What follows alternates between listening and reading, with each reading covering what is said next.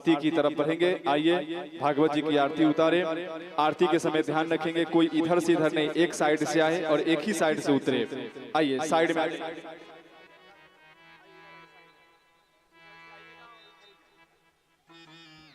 आइए आरती करें।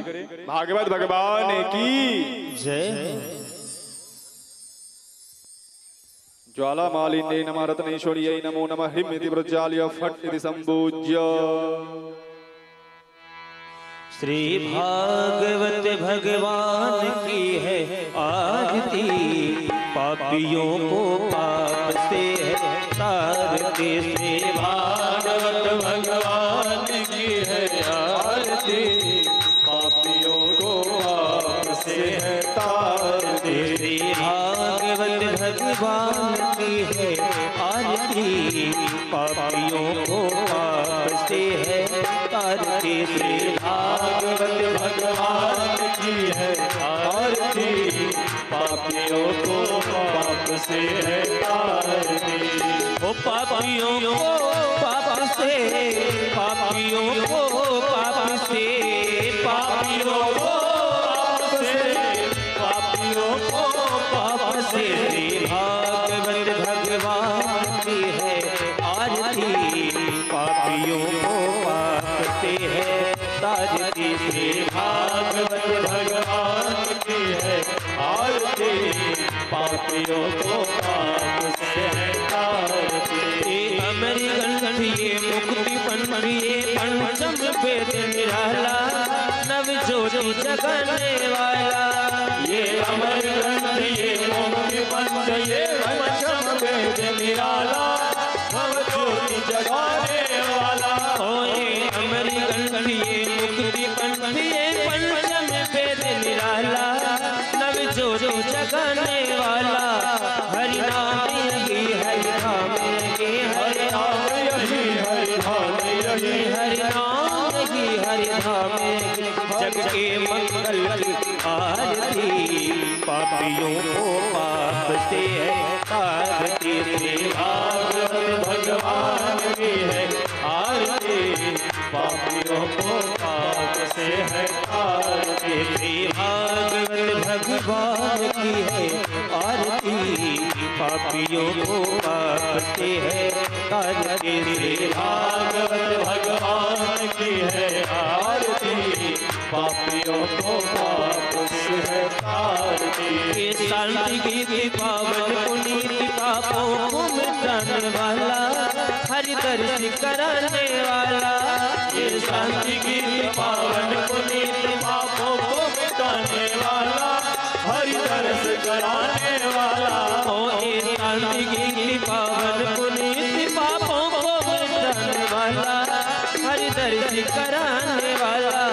ये सुख करनी ये दुख हरनी, ये सुख करनी ये दुख हरनी, ये सुख करनी ये दुख हरनी। श्री मधुसूदन की आरती, पापियों को पाप से है तारती। श्री भागवत भगवान की है आरती, पापियों को पाप से है तारती। ओ पापियों को पाप से, पापियों को पाप से, पापियों को पाप से, पापियों को पाप से, पापियों को पाप से, पापियों को पाप से। श्री भागवत भगवान की है आरती, पापियों को पाप से है तारती। श्री भागवत भगवान की है आरती, पापियों को पाप से है तारती। मधुरी बोल जगदम्बी बोल सत्य मार्ग दिखाने वाला, बिगड़ी को बनाने वाला। ये मधुरी बोल जगदम्बी बोल मार्ग बताने वाला, बिगड़ी को बनाने वाला। ओ ये मधुरी बोल जगदम्बी बोल सत्य मार्ग दिखाने वाला, बिगड़ी को बनाने वाला। श्री राम यही घनश्याम यही, श्री राम यही घनश्याम यही, राजा राम यही घनश्याम यही, राजा राम यही घनश्याम यही। प्रभु की महिमा की आरती, पापियों को पाप से है तारती। श्री भागवत भगवान की है आरती, पापियों को पाप से, पापियों को पाप से, पापियों को पाप से, पापियों को पाप से। भागवत भगवान की है आरती, पापियों को पाप से है तारती। भागवत भगवान की है आरती, पापियों को पाप से है तारती। कर्पूर गौरम भगवतारम संसार सारम भुजगेन्द्रहारम रावणं मध्यराजविन्दे भवो भवानी सहितं नमामि। त्वमेव माता पिता त्वमेव, त्वमेव बन्धुः सखा त्वमेव, त्वमेव विद्याधरं त्वमेव, त्वमेव सर्वं मम देव देव, त्वमेव सर्वं मम देव। हरे राम राम राम हरे हरे, हरे कृष्ण कृष्ण कृष्ण हरे हरे, हरे राम राम राम हरे हरे, हरे कृष्ण कृष्ण कृष्ण हरे हरे, राम राम हरे हरे, कृष्ण कृष्ण हरे हरे। बोली भागवत भगवान जय। सर्वदेवताय वंदनम, दशुर्दिक्षोय वंदनम, आत्माभिवंदनम, परमात्माभिवंदनम, गुरोरिवंदनम, स्वात्म कल्याणार्थे आत्माभिवंदनम। हस्तो वृक्षाल्य हस्ते पुष्पाणि मादाय। ओम विश्वतश्चक्षुरुद विश्वतो मुखो विश्वतो बाहुरुद विश्वतसपाद शम्बाहुव्याङ्गमति सम्पदतिर्द्या वा भूमि जनयन् देव एकः। नाना सुगन्धि पुष्पाणि यथा कालोद्भवानि च पुष्पाण्डद्रमया दत्तं गृहाण परमेश्वर भूर्भुवः स्वः। भागवत नारायणाय नमो नमः। मंत्र पुष्पाञ्जलिं समर्पयामि। आवाहनं न जानामि न जानामि तवार्चनं पूजां देव न जानामि। क्षम्यतां परमेश्वर क्षमा प्रार्थना समर्पयामि। सभी भक्तगण अपने अपने स्थान पर बैठ जाइए। जो भी भक्त खड़े हैं उनसे भी आग्रह, जिनको जहां मिल रही है, मेरे प्यारे प्यारे छोटे छोटे जो बच्चे हैं उनसे भी आग्रह, आप लोग एक जगह पर बैठ जाइए और प्रेम से कथा श्रवण कीजिए। आज कथा का दूसरा दिवस और दूसरा दिवस की कथा प्रारंभ हो रही है। पुनः सबको आगाज देते हुए मेरे प्यारे भाइयों, मेरे प्यारे सनातनियों, आप जल्द से जल्द कथा पंडाल में आइए और कथा का रसस्वादन कीजिए। कथा की 2.5-3 घंटे के कथा की कौन सी शब्द आपके जीवन को तार देगी, कौन से शब्द आपके जीवन को पार लगा देगी और कौन से शब्द आपके जीवन को सुधार देगी, ये आपको भी पता नहीं है। इसलिए जयकारा करते हुए हम देवी जी से आग्रह करेंगे कि आज का कथा का रसस्वादन हम सभी भक्तों को करवाए।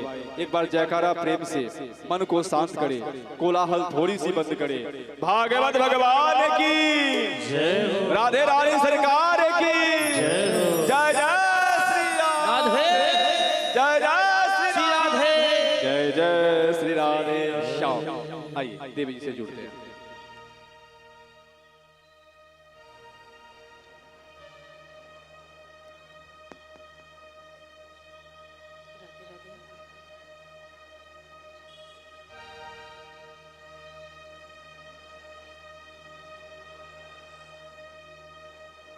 राधे राधे। आगे आने पड़ेगी क्या?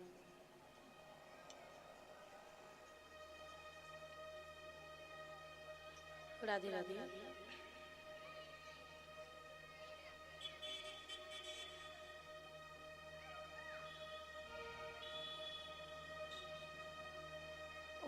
ओम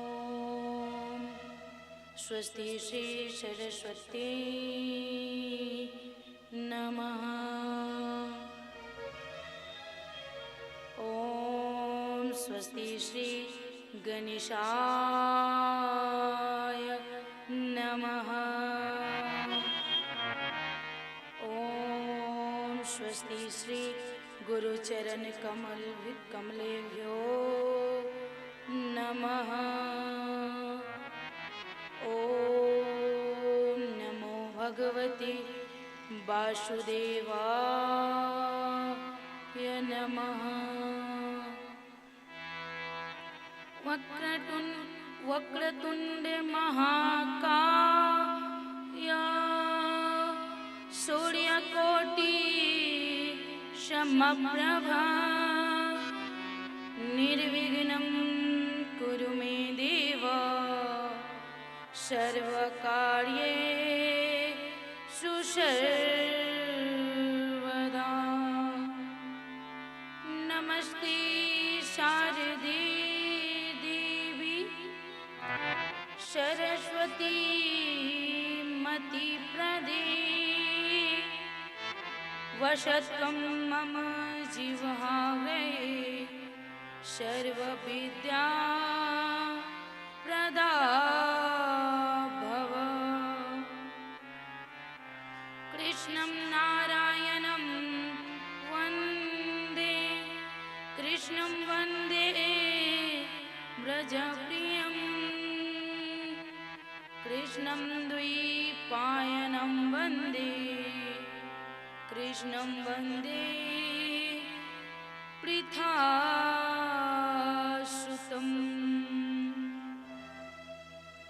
सच्चिदानन्दरूपाय विश्वोत्पत्त्यादिहेतवे तापत्रय विनाशाय श्रीकृष्णाय वयं नमः।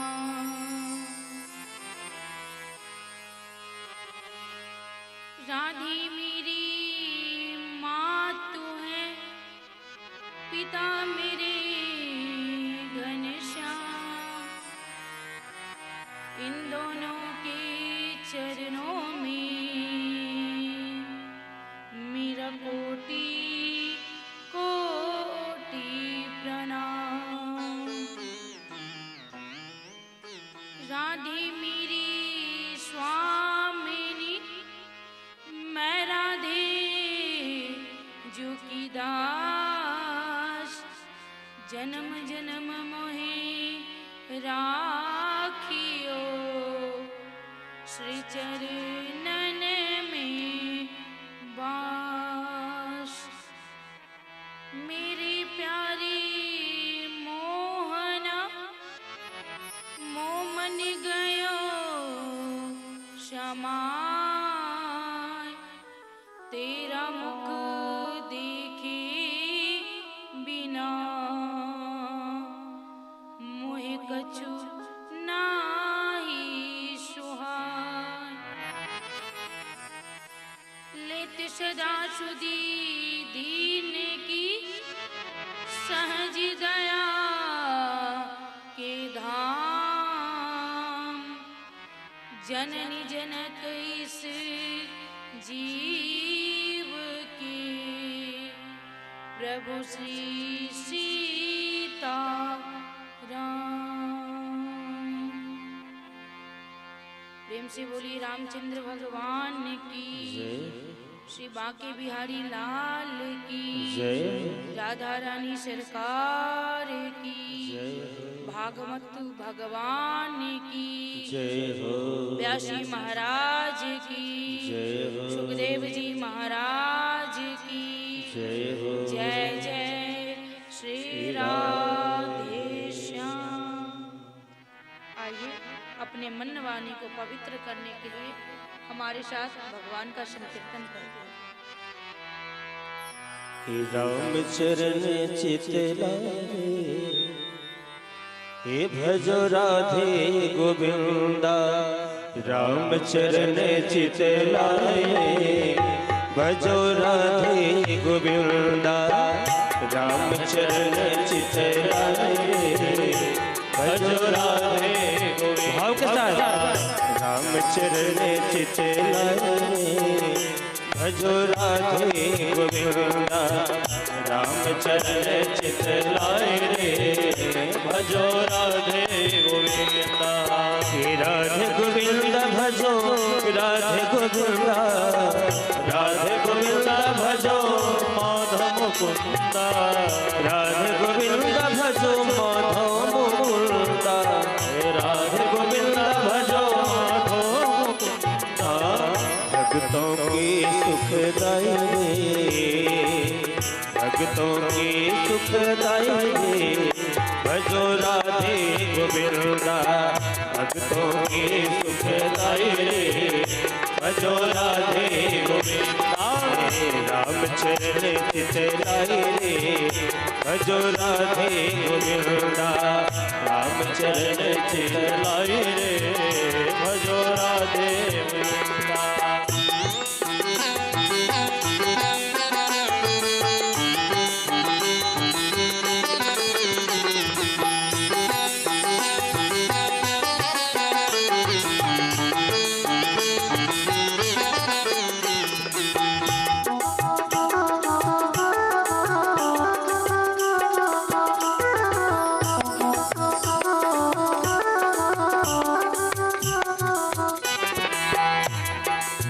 जब जब मारा प्रभु तब तब तारा जब जब मारा प्रभु तब तब तारा जब जब मारा प्रभु तब तब तारा जब जब मारा प्रभु तब तब तारा हे भक्तों को प्रभु तेरा सहारा भक्तों को प्रभु तेरा सहारा हे भक्तों को प्रभु तेरा सहारा भक्तों को प्रभु तेरा सहारा। अरे श्याम हो चाहे रघुराई हो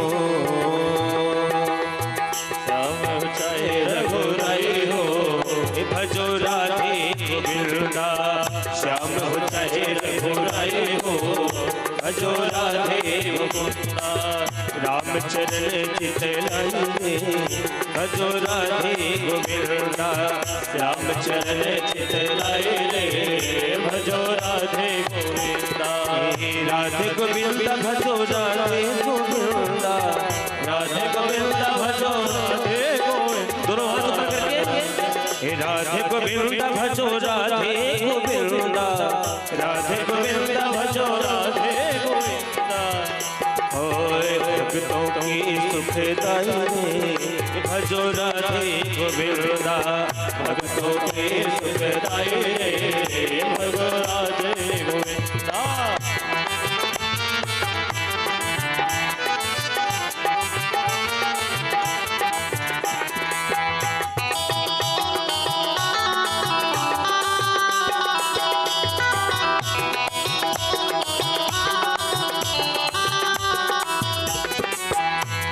अयोध्या धाम में आया एक अयोध्या धाम में आया एक मथुरा का भाग्य बढ़ाया एक मथुरा का भाग्य बढ़ाया एक अयोध्या धाम में आया एक अयोध्या धाम में आया एक मथुरा का भाग्य बढ़ाया एक मथुरा का भाग्य बढ़ाया।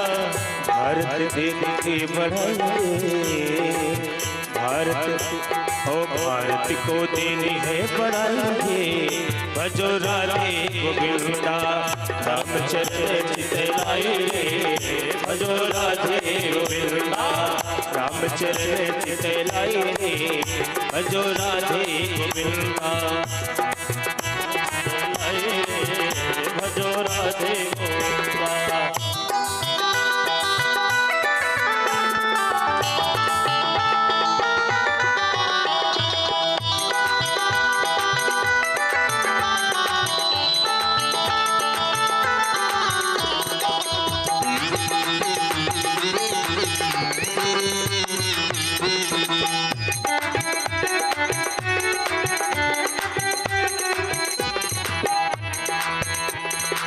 सरयू किनारे धनुहा चलावे सरयू किनारे धनुहा चलावे सरयू किनारे धनुहा चलावे सरयू किनारे धनुहा चलावे यमुना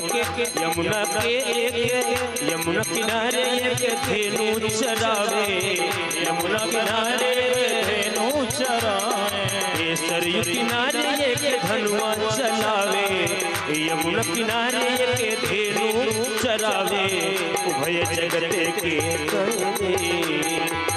उभय जगत के साई भजो राधे गोविंदा उभय जगत साई रे भजो राधे गोविंदा रामचरण चितलाई रे भजो राधे गोविंदा रामचरण चितलाई रे भजो राधे गोविंदा राधे गोविंदा भजो राधे गोविंदा राधे गोविंदा भजो राधे गोविंदा राधे गोविंदा भजो बाल मुकुंदा राधे गोविंदा भजो माधव मुकुंदा रामचरण चितलाई रे भजो राधे गोविंदा रामचरण चितलाई रे भजो राधे गोविंदा रामचरण चितलाई रे भजो राधे गोविंदा रामचरण चितलाई रे भजो राधे गोविंदा भक्तों की सुखदाई रे भजो राधे गोविंदा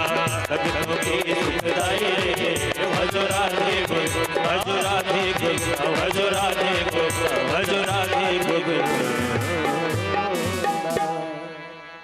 बोले बांके बिहारी लाल की जय हो, कृष्ण कन्हैया लाल की जय हो, राघवेंद्र सरकार की जय हो। जय जय श्री राधे। आइए देवी जी से अनुग्रह करेंगे, सभी भक्तों को अपने बाड़ी से रसास्वादन कराएं। जय श्री राधे। राधे राधे।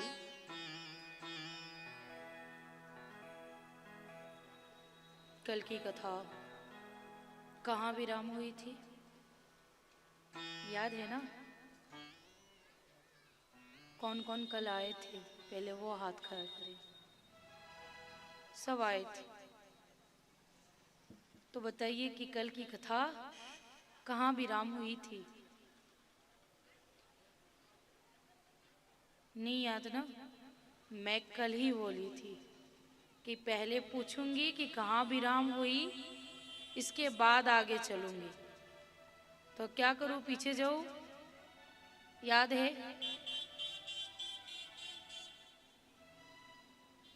आज की कथा में सबसे पहले ये जानेंगे, कल तक तो ये जाना कि कथा सुनने से ये फल की प्राप्ति होती है, पर मन में संदेह होता है कि कथा में खर्च कितनी आती है, कथा कैसे करनी चाहिए। नारद जी पूछ रहे हैं शनकादि ऋषि से कि सप्ताह ज्ञान यज्ञ की विधि बताते तो और आसान हो जाता। श्री शनकादि कहते हैं, नारद जी सुनिए, हम कथा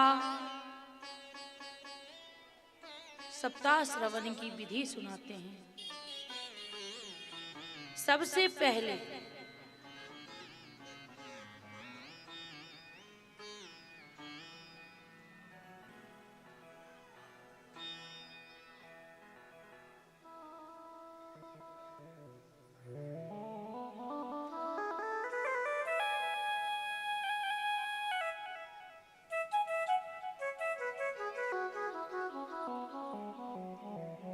सबका ध्यान जिधर,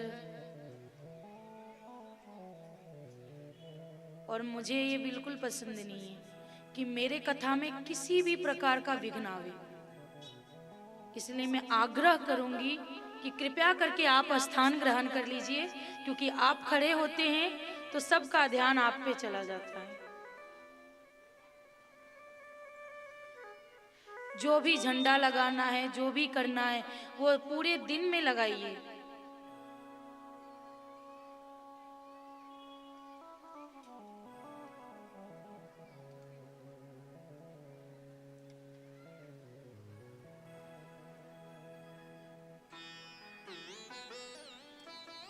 आइए कथा में प्रवेश करते हैं।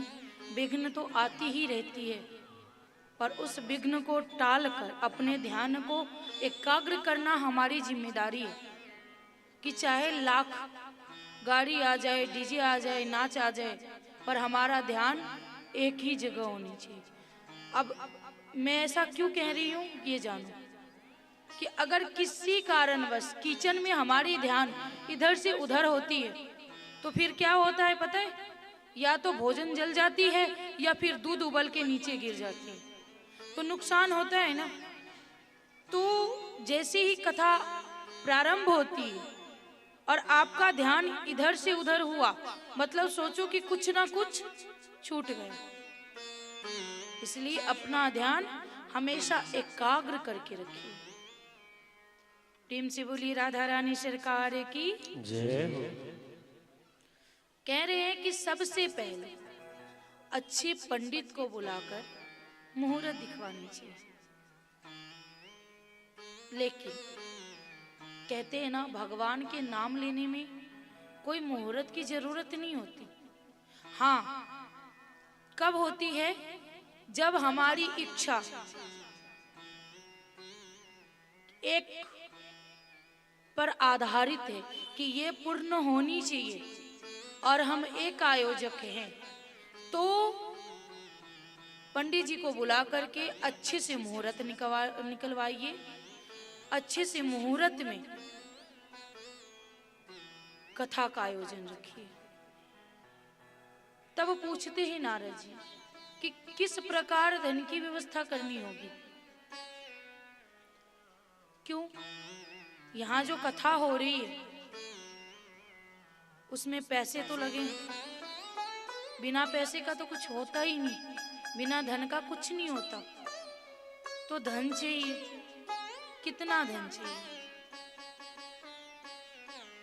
तो सनकादि ऋषि कहते हैं कि उतना धन चाहिए जितना धन एक बेटी के विवाह में लगता है। तो बेटी के विवाह में कितनी धन लगती है? जितनी शक्ति होती है उतना ही हम खर्च करते हैं। अगर कोई बहुत बड़ा अंबानी है तो अरबों में रुपए खर्च करते हैं, और जिसके पास पैसे नहीं होते वो मंदिर पे भी बेटी का विवाह शुभ मुहूर्त में करवा देते हैं। इसका मतलब क्या हुआ है? तो बहुत बड़ी पंडाल लगवाओ, बड़ी व्यासपीठ लगवाओ, नहीं है तो एक आसन लगवा दो, बस 2-4-10 जन बैठ सके इतनी व्यवस्था करवा दो और वहां भी कथा हो सकती है। जरूरी नहीं कि वहां करोड़ों रुपए खर्च करेंगे तो ही कथा होगी। और नहीं, बिहारी जी ने आपको दिया है तो आप उतना खर्च कर सकते हैं। इसके बाद कहते हैं कि कौन सा महीना सबसे अच्छा होगा। कौन पूछ रहे हैं? नारद जी पूछ रहे हैं सनकादि ऋषि से कि ऐसा कौन सा मास होगा जो सबसे अच्छा हो, वो बताइए। सनकादि ऋषि कहते हैं भाद्रपद, भादो का महीना, आश्विनी, कार्तिक, कार्तिक का महीना, माघ का महीना, आषाढ़ का महीना और श्रावण, ये 6 मास सबसे अच्छा मास। वैसे जब चाहो तब कथा करवा सकते हैं, लेकिन अगर किसी प्रकार की इच्छा है, संतान की इच्छा है, धन की इच्छा है, किसी प्रकार की पर्सनली इच्छा है, तो ये 6 महीना उपयुक्त है। इसके बाद कहते हैं और क्या करना होगा। तो जैसे ही कथा हुई तो आमंत्रण पत्रिका हम भेजते हैं। जितनी अच्छे अच्छे आचार्य हैं, अच्छे पंडित हैं, जो इस कथा में रुचि रख सकते हैं, जिनकी रुचि है, उन्हें आमंत्रण पत्रिका भेजनी चाहिए, आग्रह करनी चाहिए कि इस डेट में हमारे यहाँ आयोजन होने वाली है, आप वहां आकर के कथा श्रवण कीजिए। इसके बाद कथा से एक दिन पहले ही परीक्षित जो है, जो मेन यजमान होते हैं, वो मेन यजमान को छौर करा लेनी चाहिए, यानी बाल उतरवा लेनी चाहिए। बाल क्यों उतरवा लेनी चाहिए? जब तक सिर पे बाल है हमें अपने आप में अभिमान रहता है। अगर बाल हम उतरवा लेते हैं ना, तो हम नॉर्मल मनुष्य हो जाते हैं। उसके बाद एक दिन पहले से ही व्रत रखनी चाहिए। केले के खंभों से व्यासपीठ को सुशोभित करनी चाहिए। अच्छे से मंडप को सजानी चाहिए और कथा में किसी प्रकार का विघ्न ना हो, इसलिए कम से कम 5 आचार्य, अगर नहीं है उतनी व्यवस्था तो एक से काम चल सकता है, उन्हें मूल पाठ के लिए बिठाना चाहिए। क्योंकि भागवत जी में 18,000 श्लोक हैं और इस व्यासपीठ से मैं क्या, बड़े बड़े वक्ता भी पूरी 18,000 श्लोक का वर्णन नहीं कर पाते। इसलिए पूर्ण होनी चाहिए, क्योंकि हम संकल्प लेते हैं कि ये 7 दिन में कथा पूर्ण हो जाएगी।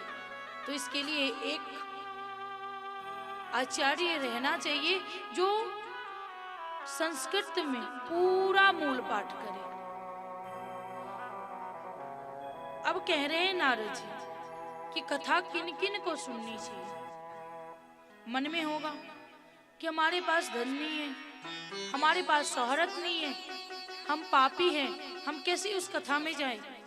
और बहुत महिलाओं का सबसे पहली प्रश्न होती है कि हम पीरियड में हैं, हम कैसे जाएं, पाप लग जाएगा। ग्रंथ छूने में पाप है, ना कि सुनने में पाप है। अब किसी भी अवस्था में सूतक लगा है, पातक लगा है, या फिर स्त्री का कोई अपना प्रॉब्लम है, उसमें भी कथा सुनना चाहिए। रहती है ना आप लोगों की सवाल। और आज एक और सवाल का उत्तर दे दूं मैं। मन में ये बहुतों का सवाल हमारे पास ये आता है कि दीदी मैं तुलसी माला उस अवस्था में खोल लूं क्या? नहीं। क्यों नहीं? क्योंकि तुलसी का माला कभी छुआता नहीं। और दूसरी बात, मृत्यु कब आएगी, किसको आएगी, किसी को पता नहीं। अगर उस अवस्था में हमें मृत्यु आती है तो क्या घर वाले हमारे गले में तुलसी माला डालेंगे? नहीं डालेंगे। और जब तक गले में तुलसी माला है तो हमें यमदूत कभी छू तक नहीं सकता, ले जाना तो बहुत दूर की बात है। अगर मेरी मृत्यु आती है तो ना तो घर वाले हमारे गले में तुलसी माला डालेंगे और ना ही जब हमारी दाह संस्कार होगी तो कोई तुलसी का पौधा या तुलसी का लकड़ी डालेगा। और तुलसी से ज्यादा पवित्र कोई नहीं है, ना चंदन ना धूप। अगर वो मेरे गले में है और मेरे साथ ये जलता है तो पहली फायदा कि हम यमलोक नहीं जाएंगे, और दूसरी फायदा कि सबसे उत्तम लकड़ी, अगर माने तो लकड़ी हमारे साथ है। इसलिए उस अवस्था में भी कभी तुलसी का माला नहीं खोलनी चाहिए। दूसरी प्रश्न रहती है उन लोगों की कि किसी के संस्कार में जाते हैं तो क्या वो छुआ जाता है? बिल्कुल नहीं छुआता, क्योंकि हमने तावीज नहीं बांधा है कि छुआ गया और भूत का अटैक आ जाएगा हमारे पे। वो तुलसी का माला है, माता खुद वृंदा हमारे गले में है। इसके लिए हम हमेशा धारण कर सकते हैं और कथा भी हम हमेशा श्रवण कर सकते हैं। इसके बाद कह रहे हैं नारद जी को कि ये कथा धनहीन, पुत्रहीन, पापी, मुमुक्षु सभी ये कथा श्रवण कर सकते हैं। और दूसरी बात कि जिस स्त्री का रजो दर्शन यानी पीरियड रुक गई है और हम बहुत सारा दवाई करवा लिए लेकिन नहीं ठीक हुआ, लेकिन हम 7 दिन अगर ध्यान पूर्वक आस्था से ये कथा श्रवण करते हैं तो बिना दवाई का हमारा रजो दर्शन ठीक हो सकता है। जिस स्त्री का संतान होता तो है लेकिन जीवित नहीं रहता, वो भी ये कथा सुन सकती है। जिस स्त्री को संतान की इच्छा है, बिल्कुल ही नहीं हो रहा, वो भी ये कथा श्रवण कर सकते हैं।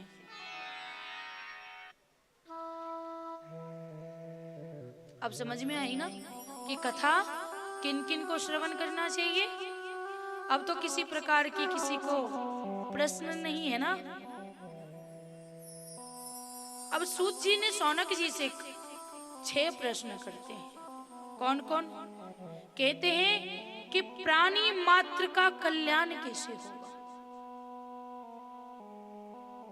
प्राणी मात्र का कल्याण कैसे होगा, जिसका मैंने उत्तर दे दिया। दूसरा, अगर भगवान सर्वत्र है तो वो बार बार अवतार क्यों लेते हैं? हम ये कहते हैं ना कि हर जगह भगवान है, तो फिर पापियों को उद्धार करने के लिए भगवान को अवतार क्यों लेना पड़ रहा है? और इसके बाद उनका प्रश्न है, यदि उनकी इच्छा मात्र से शत्रुओं का संहार हो सकता है तो उन्होंने फिर स्वयं आने की आवश्यकता क्यों पड़ गई? है ना, भगवान की कितनी अवतार है? वैसे तो 24 अवतार है, बाकी भागवत जी में सिर्फ 22 अवतार का वर्णन किया गया है। और चौथा प्रश्न है उनका कि कहां कहां किस रूप में प्रभु ने अवतार लिया, जीवन का परम लक्ष्य क्या है? हमने जन्म लिया है तो हमारा लक्ष्य क्या है, हमें क्या करना है पता है? जन्म लिया, खेला कूदा, पढ़ाई लिखाई की, ब्याह हुआ, बच्चे जन्म ले लिए, उसके भरण पोषण, बुढ़ापा आ गई, बहू से लड़ाई करते हुए सब श्री राधे, यही है ना जीवन का लक्ष्य? नहीं, ये जीवन का लक्ष्य नहीं है। अब छठा प्रश्न है उनका कि भगवान धर्म की स्थापना के लिए आते हैं, पर जब भगवान का लीला संपन्न करके चले जाते हैं तो फिर इस धर्म की शरण में कौन कौन जाता है और इसका रक्षा कौन करता है?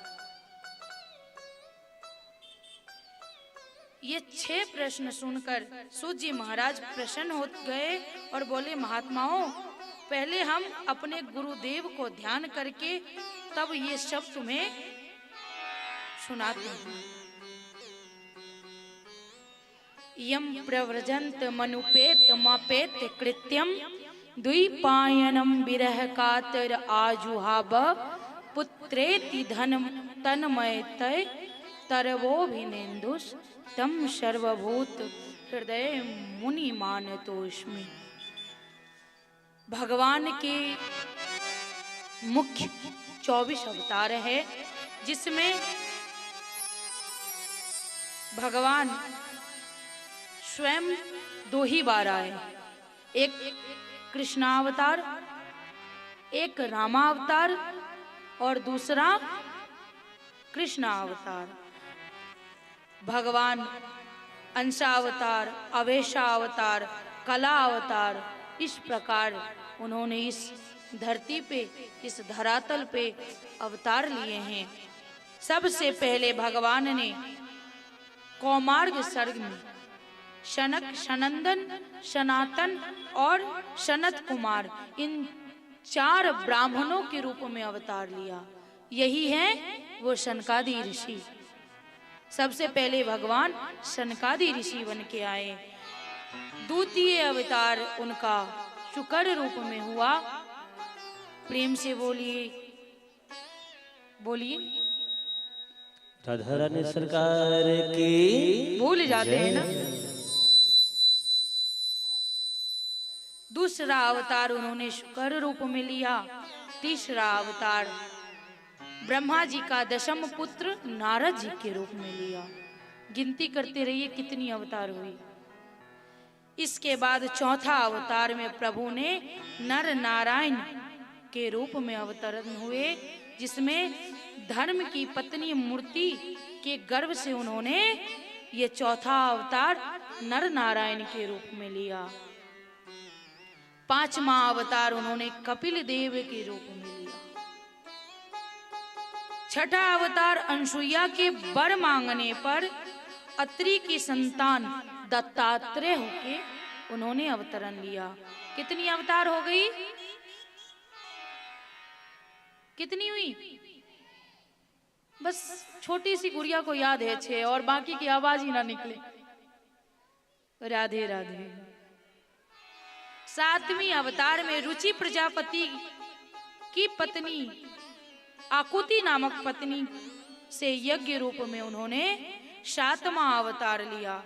8वां अवतार ऋषभ देव के रूप में। 9वां अवतार राजा पृथु के रूप में। आज जितनी औषधि, जितनी हरी सब्जियां, जितने पेड़ पौधे हैं वो राजा पृथु का देन है। किनका देन है? राजा पृथु का देन है। 10वीं अवतार में उन्होंने मत्स्य का रूप लिया। मछली के रूप में भी नारायण है और हम पकड़ के खा जाते हैं उसको जल्दी से, है कि नहीं? अगर मानो तो उस रूप में भी नारायण है। आज कृष्ण छोटे छोटे बच्चों को बना देते हैं, हम बनाते हैं ना लीला करने के लिए। जन्माष्टमी आती है तो सभी को कृष्ण बना देते हैं। क्या वो सब कृष्ण है? नहीं है, पर उनके रूप का हम पूजन करते हैं। ये बिहारी जी की मूर्ति है ना? किस धातु से बनी है? पीतल से। और इस मेरे मन में श्रद्धा है तो हम इन्हें भगवान मानते हैं, नहीं तो ये क्या है? पीतल। घर में भी पीतल की बर्तन होती, कोई पूजा करता है क्या? नहीं करता। लेकिन भगवान के स्वरूप देने के बाद हम उनका पूजा करते हैं।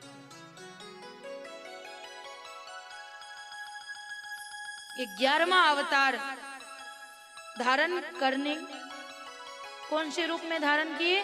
कच्छप रूप में, कछुए के रूप में। कब किए थे? जब समुद्र मंथन हुई थी, जब मंदराचल नीचे जाने लगे तो कच्छप रूप धारण करके अपने पीठ पर मंदराचल को धारण किया। 12वीं अवतार में धन्वंतरी देवी बन के आए। धनतेरस के दिन पूजा करते हैं, किनकी पूजा करते हैं? वही धन्वंतरी देवी का जो भगवान स्वयं नारायण है। वो देवी नहीं, देवता है। 13वीं अवतार में मोहिनी रूप धारण किया। क्यों रूप धारण किया?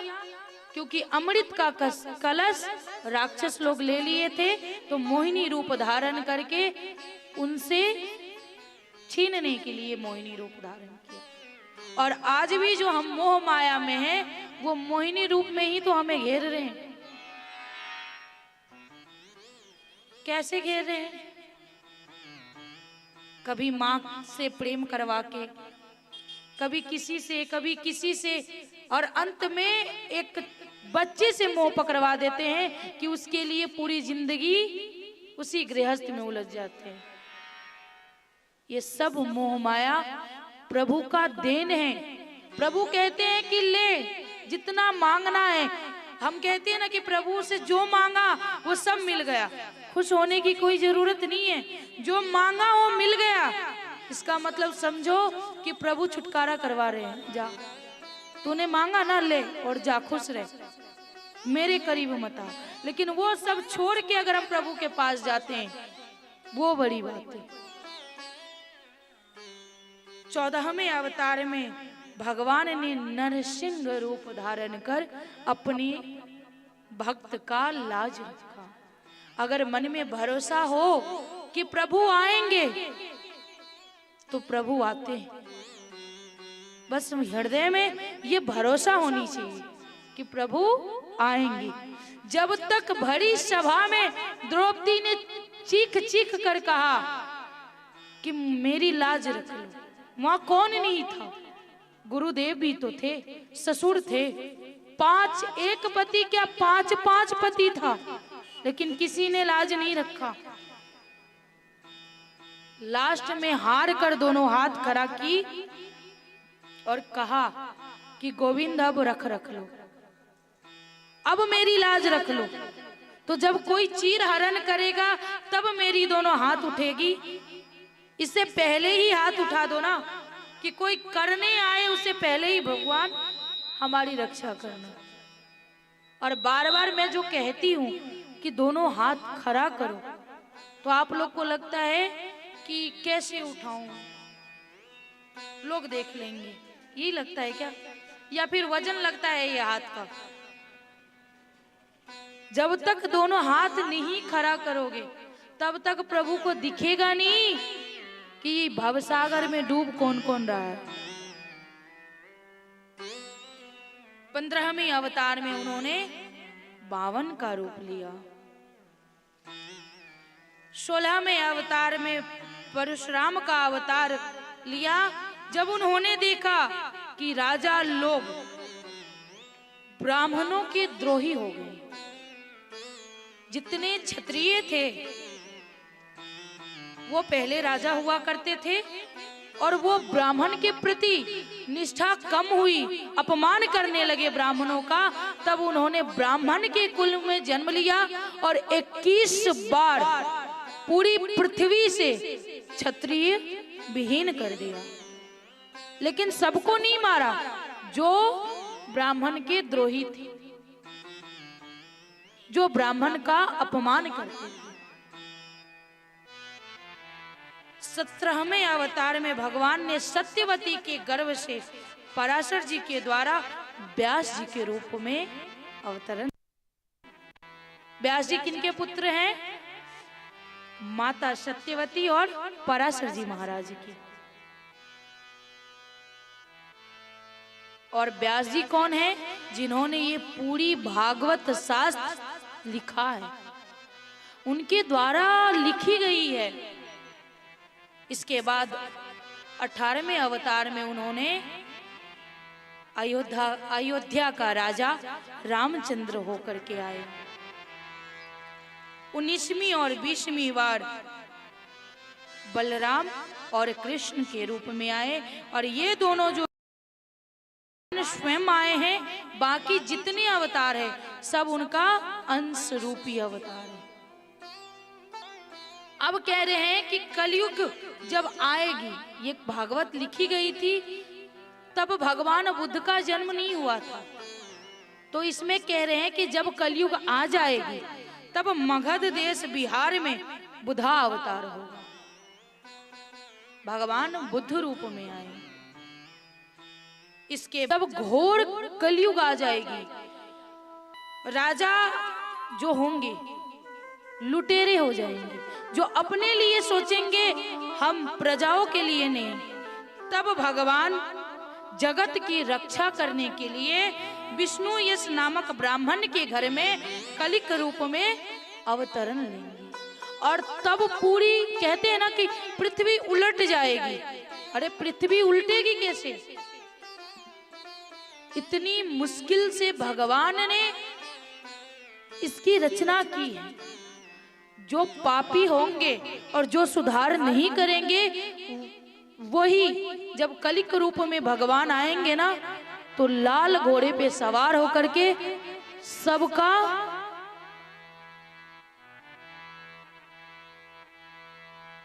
सब डर गए।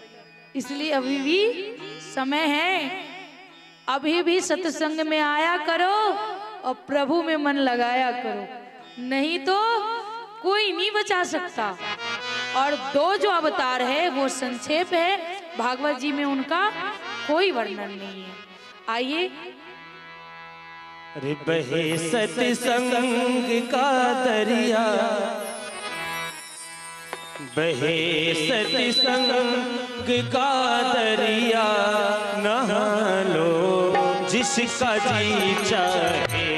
बहे सत्संग का दरिया, नहा लो जिसका जी चाहे। बहे सत्संग का दरिया नहा लो, जिसका जी चाहे बहे सत्संग का दरिया नहा लो, जिसका जी चाहे ओ नहा लो, जिसका जी चाहे नहा लो, जिसका जी चाहे नहा लो, जिसका जी चाहे नहा लो, जिसका जी चाहे नहा लो, जिसका जी चाहे करो हिम्मत लगा डूबती, करो हिम्मत लगा डूबती, नहा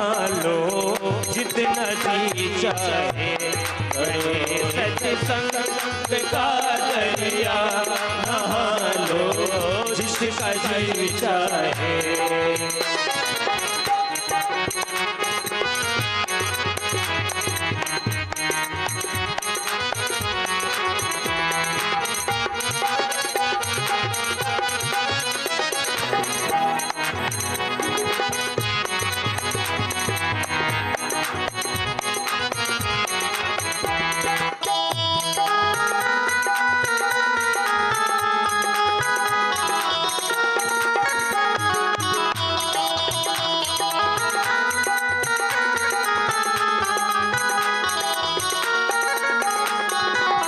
और कहते क्या है कि जो सत्संग रूपी गंगा का प्रवाह चल रहा है आपकी सोसाइटी में,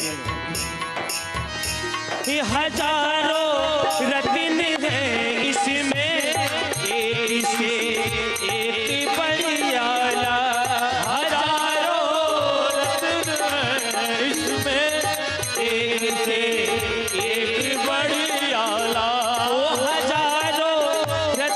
है इसमें, एक से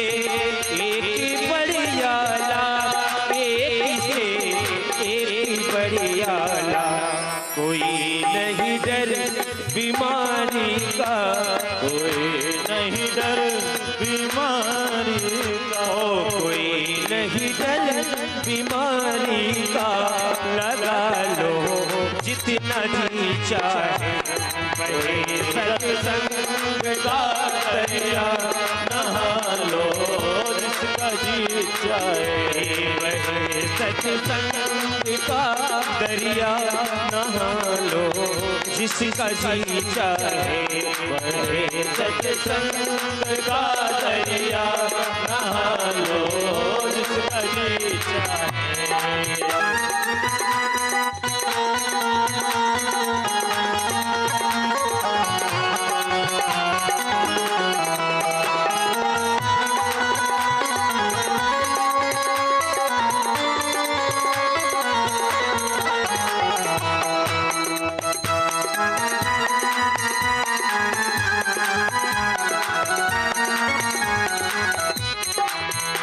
और इस गंगा में ऐसे ऐसे खजाने हैं कि देखने को कहीं नहीं मिलेगा आपको। हो खजाना ओ मिले इसमें, नहीं मुमकिन जमाने में, खजाना ओ मिले इसमें, नहीं मुमकिन जमाने में, ओ खजाना ओ मिले इसमें, नहीं मुमकिन जमाने में, नहीं मुमकिन जमाने में, किसी का डर नहीं कुछ भी, किसी का डर नहीं कुछ भी, उठा लो जितना जी चाहे, किसी का डर नहीं कुछ भी, उठा लो जिसका जी चाहे, बहे सत्संग का दरिया नहा लो, जिसका जी चाहे, बहे सत्संग का दरिया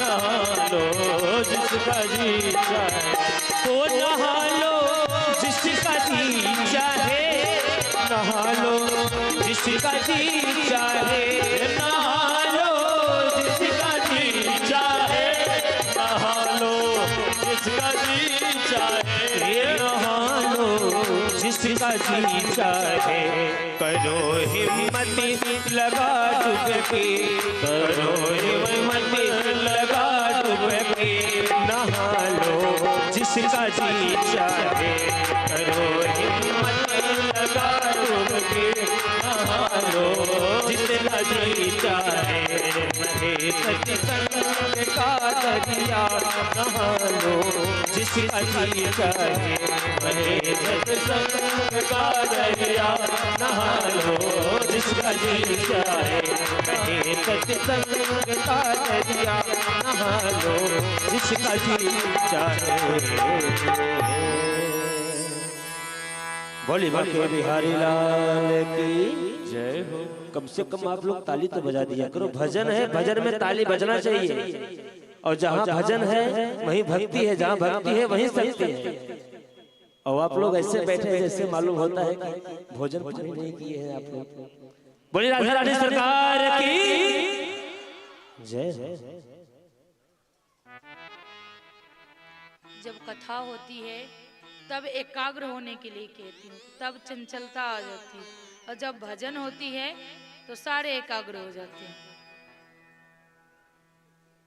कभी भी भजन हो ना तो नहीं कुछ तो दोनों हाथ का, ताकि हमें तो कुछ नहीं मिलेगा लेकिन आपके शरीर में ही आपको ताजगी आ जाएगी, नहीं तो बैठे बैठे नींद आने लगती है। अब सूत जी ने कहा शौनक आदि ऋषि से, हम प्रथम स्कंद में प्रवेश कर रहे हैं कि इस वर्तमान में चतुर्युगी के तीसरे युग द्वापर में महर्षि पराशर जी के द्वारा वसु कन्या सत्यवती के गर्भ से व्यास जी का जन्म हुआ था। और व्यास जी जो थे वो भूत भविष्य सब जानते थे। एक दिन ऐसा हुआ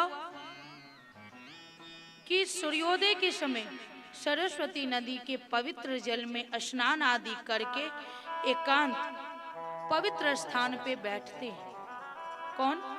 व्यास जी महाराज। महर्षि भूत भविष्य सब जानते थे, तो महर्षि ने देखा कि संसार के लोग श्रद्धाहीन होते जा रहे हैं, उनकी श्रद्धा घटती जा रही है। किन पे? भगवान के प्रति घट ही रही है ना। पहले भोला बाबा का पूजा किया, उनसे मांगा, वो नहीं मिले तो बिहारी जी के पास चले आए कि आप पूरा कर दो, वो नहीं पूरा हुई वहां पे भी तो माता जी के पास आ गए। हम लोग इसी बात से संतोष कर लेते। किस बात से? कि इच्छा पूरा ना होने पर जब प्रभु को चेंज कर दिया जाता है तो हम तो मनुष्य हैं। तो ये है, अगर हमें श्रद्धा होगी, मैंने अभी अभी कहा कि प्रहलाद को बचाने के लिए प्रभु आए, क्योंकि उनकी आस्था थी कि इस खंभे में प्रभु है। मीरा को यही लगता था कि हर जगह गोविंद मेरे साथ है। श्रद्धा थी तो प्रभु थे वहां। तो महर्षि ये देख रहे हैं कि संसार के लोग जो हैं वो श्रद्धाहीन होते जा रहे हैं। उनकी बुद्धि कर्तव्य ठीक से काम नहीं कर रहा है और ठीक से निर्णय नहीं ले पा रहा है। कभी कुछ कभी कुछ कभी कुछ। फिर उन्होंने सोचा कि लोगों का कल्याण कैसे होगा। व्यास जी सोच रहे हैं कि मनुष्य का कल्याण कैसे होगा। अगर यही स्थिति रही कलयुग में तो इन मनुष्यों का उद्धार कैसे होगा। फिर उन्होंने एक वेद को 4 वेद कर दिया, 17 पुराण लिखे, 6 उपनिषद और 1 महाभारत। व्यास जी क्या क्या लिखे हैं? पहले वेद कितने थे? एक, लेकिन लोगों को समझ में आए इसके लिए वेद को 4 भाग कर दिया, और 4 भाग करने के बाद 17 पुराण लिखे, 6 उपनिषद और एक पूरी महाभारत लिख डाली। लेकिन आज सरस्वती नदी के तट पर बैठकर मन ही मन सोच रहे हैं कि सब कुछ तो लिख डाला, पर पता नहीं क्यों मन में संतोष नहीं हो रहा कि क्या इससे कल्याण होगा मनुष्य को, मनुष्य समझ पाएंगे। उसी समय नारद जी का आगमन हुआ। नारद जी ने कहा कि महर्षि, आपका चेहरा उतरा हुआ क्यों है? ऐसा क्यों लग रहा है कि किसी साहूकार का पूरा धन लूट लिया हो, पूरा चेहरा उतरा है। कहा क्या बताऊं नारद जी, मैंने सब कुछ लिख डाला, लेकिन मेरे मन में अभी भी शांति नहीं मिली। नारद जी कहते हैं कि आपने भगवान के बाल रूपों का वर्णन किया, भगवान ने क्या क्या किया, महाभारत में क्या है, भगवान ने क्या कहा और क्या करवाया, वो कहकर अर्जुन के द्वारा करवा रहे। लेकिन भागवत में क्या है, भगवान ने किया क्या? उनके सारे बाल लीलाओं में वर्णन है कि एक एक क्षण उन्होंने कैसे व्यतीत किया है इस पृथ्वी लोक पे। नारद जी ने कहा भगवान जो कहते हैं वो आज मैं सुनाता हूं आपको। तभी भगवान ने, नारद जी ने 4 श्लोक में ये भागवत जी सुनाई। किनको?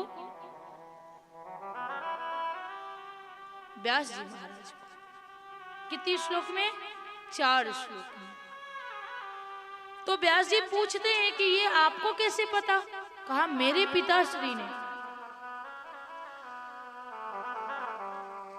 स्वयं नारायण मेरे पिताश्री ब्रह्मा जी को बताया और ब्रह्मा जी स्वयं हमें बताएं।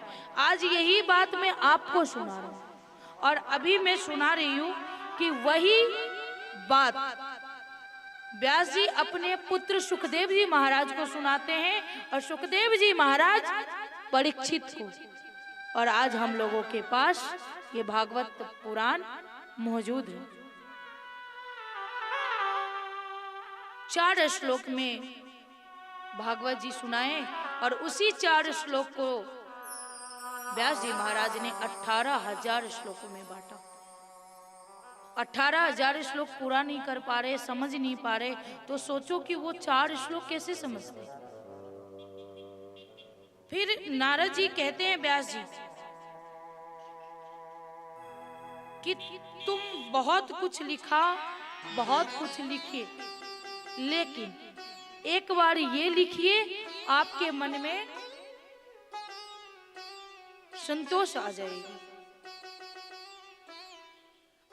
अब व्यास जी को सुना रहे नारद जी कि मैं सुनाता हूं कि पहले पिछले जन्म में दासी का पुत्र था,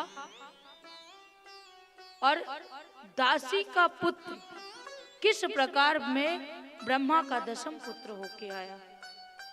कह रहे हैं नारद जी कि पिछले जन्म में एक दासी का पुत्र था, और 4 मास आती है ना, जब भगवान शयन अवस्था में जाते हैं, तब से हरिशयन एकादशी जो होती है, उसके बाद देवोत्थान एकादशी जो होती है कार्तिक मास की शुक्ल पक्ष की, तब तक भगवान शयन में रहते हैं। और जितने संत समाज हैं, महात्मा हैं, वो चौमासा करने के लिए तीर्थ में चले जाते हैं। नारद जी कह रहे हैं कि तीर्थ करने के लिए जब संत लोग आए थे, तो हमारी माँ उन संतों का सेवा किया करती थी, और मैं बाल्यावस्था में था तो अपनी माँ के पीछे पीछे घूमता, और माँ जो जो करती वही मैं देखता था। और तब कैसा था कि ब्राह्मण देवता जब भोजन करके वो भोजन छोड़ देते थे, वही भोजन में पाता था, और माँ तो काम करती थी, मैं उन ब्राह्मणों के साथ बैठकर भगवान का भजन कीर्तन किया करता था। एक दिन ऐसी आई कि 4 मास व्यतीत कब हो गया पता भी ना चला, और सारे ब्राह्मण देवता अपने अपने स्थान जाने लगे। तो मैंने आग्रह किया कि हमें लेकर के जाइए। तो जवाब आई कि मैं लेके नहीं जा सकता। क्यों नहीं जा सकता? क्योंकि वो दासी जो थी उनके केवल एक ही पुत्र थे। कह रहे कि मैं माँ का अकेला ही संतान था, इसके लिए माँ मुझे जाने नहीं देती। इसलिए महाराज जी ने हमें ये कहा कि जा अपने माँ से आज्ञा ले, और माँ अगर आज्ञा देती है तो मैं साथ में लेके जाऊंगा। वो लेके नहीं आए साथ में, और मैंने माँ से पूछा भी नहीं, क्योंकि मुझे पता था कि माँ कभी हमें जाने नहीं देगी। जाते जाते हमने महाराज जी से पूछ ही लिया कि कोई ऐसी उपाय बताओ जिससे माँ से दूर होना भी ना पड़े और भगवान भी मिल जाए। तो उन्होंने एक सरल सा मंत्र दिया, प्रत्येक दिन वही जप करने लगा। धीरे धीरे इस गृहस्थ से मोह उठने लगा। माँ को अनुभव हो गया कि ये कहीं वैराग्य ना ले ले। जैसे ही कोई घर में रिश्तेदार आता था तो माँ यही कहती थी कि पहले इसका विवाह हो जाए तब मुझे शांति मिलेगी। वो अड़ गई थी कि कैसे गृहस्थ में बांध दे। एक दिन ऐसा हुआ कि माँ गौ दहन के लिए 4 बजे सुबह में जा रही थी। उसी वक्त जंगल के रास्ते जा रही थी तो सांप के छूने से माँ की मृत्यु हो जाती। छोटा था, मन में दुख तो हुआ, लेकिन कर क्या सकता था। माँ का दाह संस्कार और श्राद्ध कर्म करने के बाद पूरे घर द्वार छोड़कर वन में चल गया। जाते जाते इतना थक गया था कि भूख प्यास लगी, और भूख प्यास लगी तो मन में हुआ कि नदी के तट पे जाऊं और पानी पी लूं। गया, पानी पिया और ऊंचा स्थान देखकर वहां बैठा। बैठ करके प्रभु का ध्यान लगाया, और जो वो ब्राह्मण देवता, जो वो संत हमें मंत्र दे के गए थे, उसे उच्चारण करते हुए मैंने ध्यान लगाया तो भगवान की स्वरूप एक झलक दिखी तो बार बार कोशिश किया कि देखूं, लेकिन फिर से वो स्वरूप नहीं दिखा। और मैं परेशान हुआ तो आकाशवाणी हुई कि वत्स, तू ये इन दोनों नयनों से हमें नहीं देख सकता।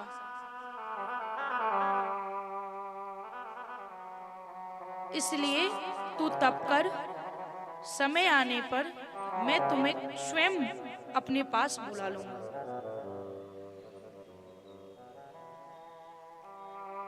नारद जी कह रहे हैं कि उम्र मेरी छोटी थी, पर प्रभु से इतनी लग्न थी कि मैंने मान लिया। लीन हुआ तो कई दिन व्यतीत हो जाते थे, पता नहीं चलता था। ना भूख लगती थी, ना प्यास लगती थी। अगर किसी को पाने की इच्छा हो जाए ना प्रभु को या किसी भी वस्तु को,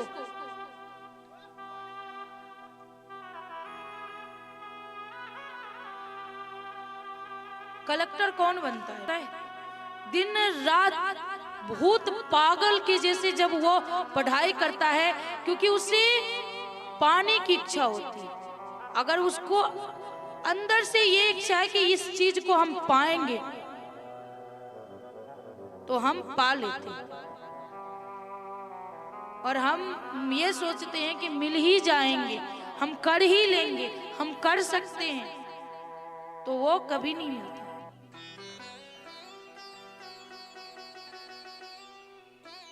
तो अंदर में दृढ़ता रहनी चाहिए कि हमें ये चीज पानी है, हमें ये किसी भी हालत में चाहिए। और ये ललक जब अंदर में आ जाती है ना, तो वो हमें प्रभु से भी मिलवा देते हैं और हमारा जो सपना है वो सब साकार हो जाता है।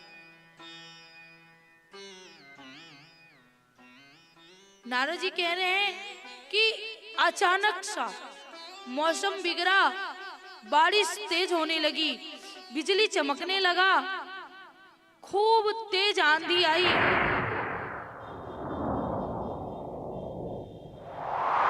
वज्रपात हुई। उस वज्रपात के वजह से वो शरीर शांत हो गया और मैं सीधा वैकुंठ गया और प्रभु के आदेश से मैं ब्रह्मा जी का 10वां पुत्र होकर गया।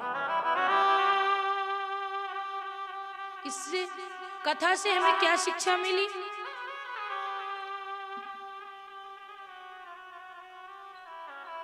कि ना तो प्रभु जात देखते हैं ना पात देखते हैं, और किसी भी धर्म से उन्हें कोई लेना देना नहीं। उन्हें लेना देना किस चीज से? कि आपके मन में श्रद्धा कितनी, आपकी मन में चाहत कितनी है, आपकी पाने की इच्छा कितनी है। नहीं तो मीरा के गुरु कौन थे पता है? एक चमार जाति के थे, उनका नाम था रैदास। कौन से जाति के थे? चमार जाति के, जिसके हाथ से पानी नहीं पीते हैं लोग। लेकिन जात पात तब देखी जाती है जब ज्ञान की कमी हो। अगर हम जात देखते हैं तो कभी जात नहीं देखनी चाहिए, उसका ज्ञान देखना चाहिए। प्रेम से बोलिए राधा रानी सरकार की।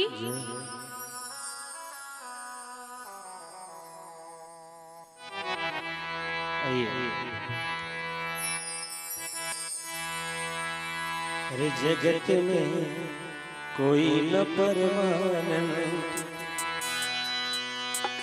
अरे तेल चमेली या फिर साबुन, तेल चमेली या फिर साबुन, अरे चाहे लगा लो जगत में कोई न परमानंद, जगत में कोई न परमानंद, जगत में कोई न परमानंद, जगत में कोई न परमानंद, जगत में कोई न परमानंद। ओ दिल चमेली या फिर साबुन, दिल चमेली या फिर साबुन, ओ दिल चमेली या फिर साबुन, चाहे लगा लो जगत में कोई न परमानंद, जगत में कोई न परमानंद, जगत में कोई न परमानंद, जगत में कोई न परमानंद।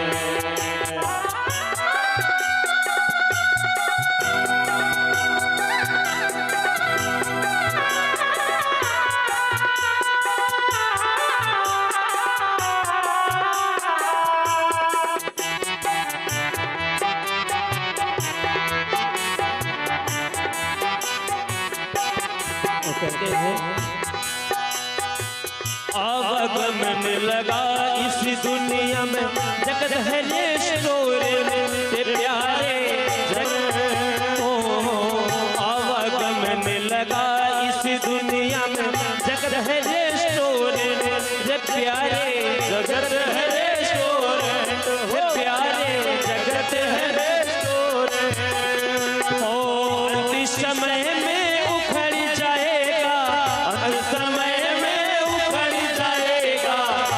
समय में उखड़ जाएगा तेरा डंबूटन, जगत में कोई न परमानंद, जगत में कोई न परमानंद। ओ दिल चमेली या फिर साबुन, दिल चमेली या जगत में कोई न परमानंद, जगत में कोई न परमानंद।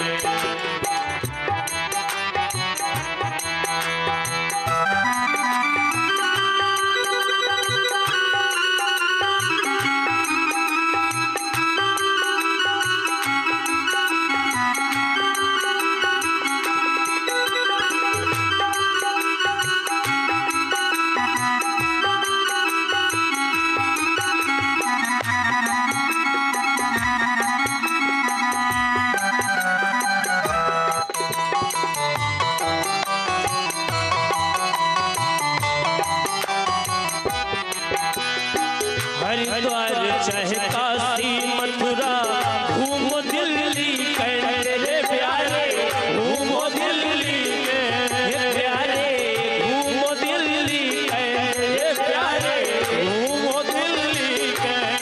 ओहो हरिद्वार चाहे काशी मथुरा, घूमो दिल्ली कैंट रे प्यारे, घूमो दिल्ली कैंट रे प्यारे, घूमो दिल्ली के। मन में नाम गुरु का राखो, मन में राम गुरु का राखो, मन में नाम गुरु का राखो, होती पहलो अपने जगत में कोई न परमानंद, जगत में कोई न परमानंद, जगत में कोई न परमानंद। ओ तिल चमेली हो या साबुन, तिल चमेली हो या साबुन, तिल चमेली चंदन साबुन लगा लो चाहे दिल, जगत में कोई न परमानंद, जगत में कोई न परमानंद, जगत में कोई न परमानंद।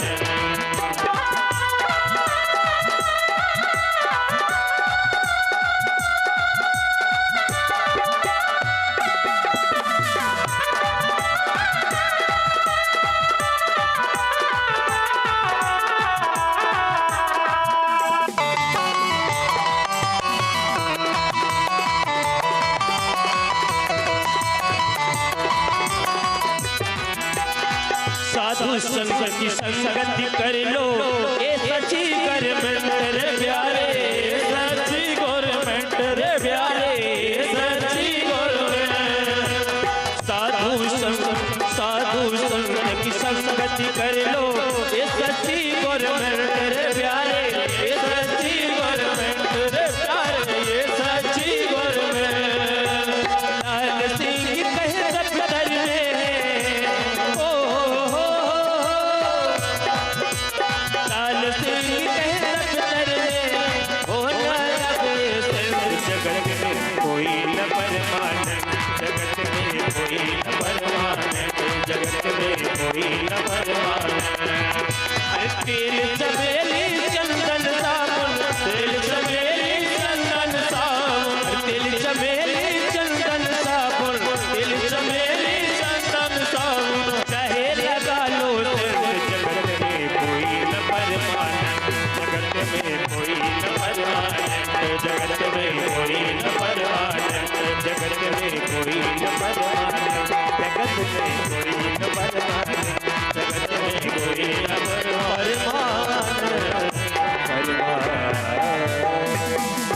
बोले बाबा बिहारी लाल की जय। सूची कह रहे हैं ऋषियों से, उस समय की बात है जब महाभारत के युद्ध में सभी कौरव मारे गए और पांडवों की विजय श्री हुई थी। कब की बात है? जब महाभारत खत्म हो चुकी थी। किसकी जीत हुई थी? पांडवों की जीत हुई थी। कौरव सारे मारे गए थे। अंतिम युद्ध में भीमसेन की गदा से दुर्योधन का जंघा टूट गई थी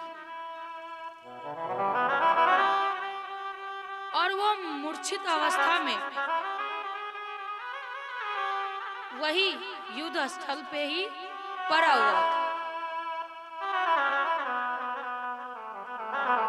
उसी समय एकांत में दुर्योधन के गुरु पुत्र अश्वत्थामा का आगमन हुआ तो रोने लगता है बेचारा। कौन? दुर्योधन।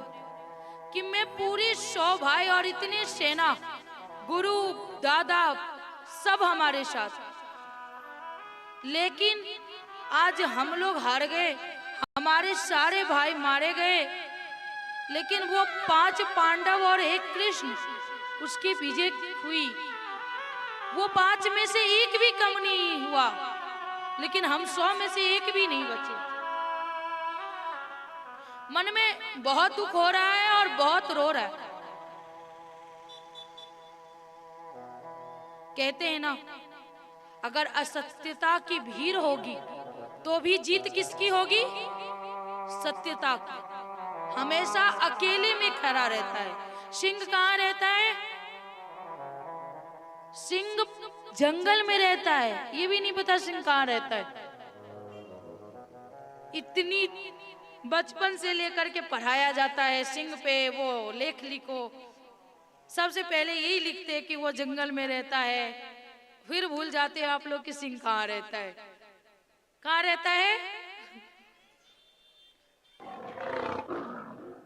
आ भी गया, डर जाएंगे सभी के सभी, भाग जाएंगे।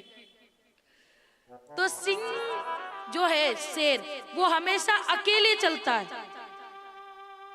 तो सत्य हमेशा अकेले ही चलता है और जीत हमेशा सत्य की होगी। ऐसा नहीं कह रही कि परेशानी नहीं होगी। पांडवों को कितनी परेशानी हुई, बेचारा वनवास गया, अज्ञातवास गया, रोटी के लिए तरसा है उन लोगों ने, लेकिन विजय किसकी हुई? सत्य की हुई। कुरुक्षेत्र में अनेक सब बिखरे हुए थे और हिंसक पशु झपट रहा था खाने के लिए, और दुर्योधन भी वैसे ही पड़ा था जैसे मरा हो। उस पर भी अटैक आती थी, बेचारा जैसे तैसे भगा रहा है, अपने आप को बचा रहा है। तभी आगमन होता है अश्वत्थामा का, और अश्वत्थामा कहता है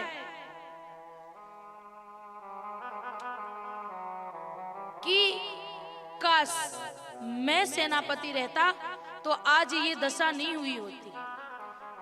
आपने पांडवों के भाई कर्ण को ही सेनापति बनाया, और दुश्मन हमेशा दुश्मन ही रहता है। पर कोई नहीं, अब जो आप लोगों ने नहीं किया वो आज मैं करके दिखाऊंगा। रात्रि के समय अश्वत्थामा पांडवों के शिविर में घुस जाता है और वो सोचता है कि ये 5 पांडव सो रहे हैं, लेकिन ऐसा नहीं है। 5 पांडव भोजन आदि करके भगवान कृष्ण के साथ अपनी पत्नी द्रौपदी सब घूमने के लिए चले जाते हैं, और 5 बच्चों सो रहे हैं। अश्वत्थामा शिविर में घुसा और 5 बच्चों के सर धड़ से अलग कर दिया। कुछ देर बाद सर धड़ अलग करने के बाद एक टोकरी में उस सर को रख लिया और ढककर दुर्योधन के पास आया। दुर्योधन के पास आया और कहा कि जो आप लोगों ने नहीं किया वो आज मैंने कर दिया। 5 पांडव में से 5 पांडव खत्म, एक भी नहीं बचा। दुर्योधन बहुत खुश होता है। जैसे ही कपड़ा हटाई, अरे रात्रि के अंधेरे में तूने ये क्या कर दिया? ये 5 पांडव नहीं, ये 5 पांडवों के पुत्र हैं। बहुत दुख हुआ दुर्योधन को, और दुर्योधन कह रहा है कि क्या किया, मरने के बाद पानी भी देता, पूरी बीजहीन कर दिया तुमने, कोई पानी देने वाला भी नहीं बचा।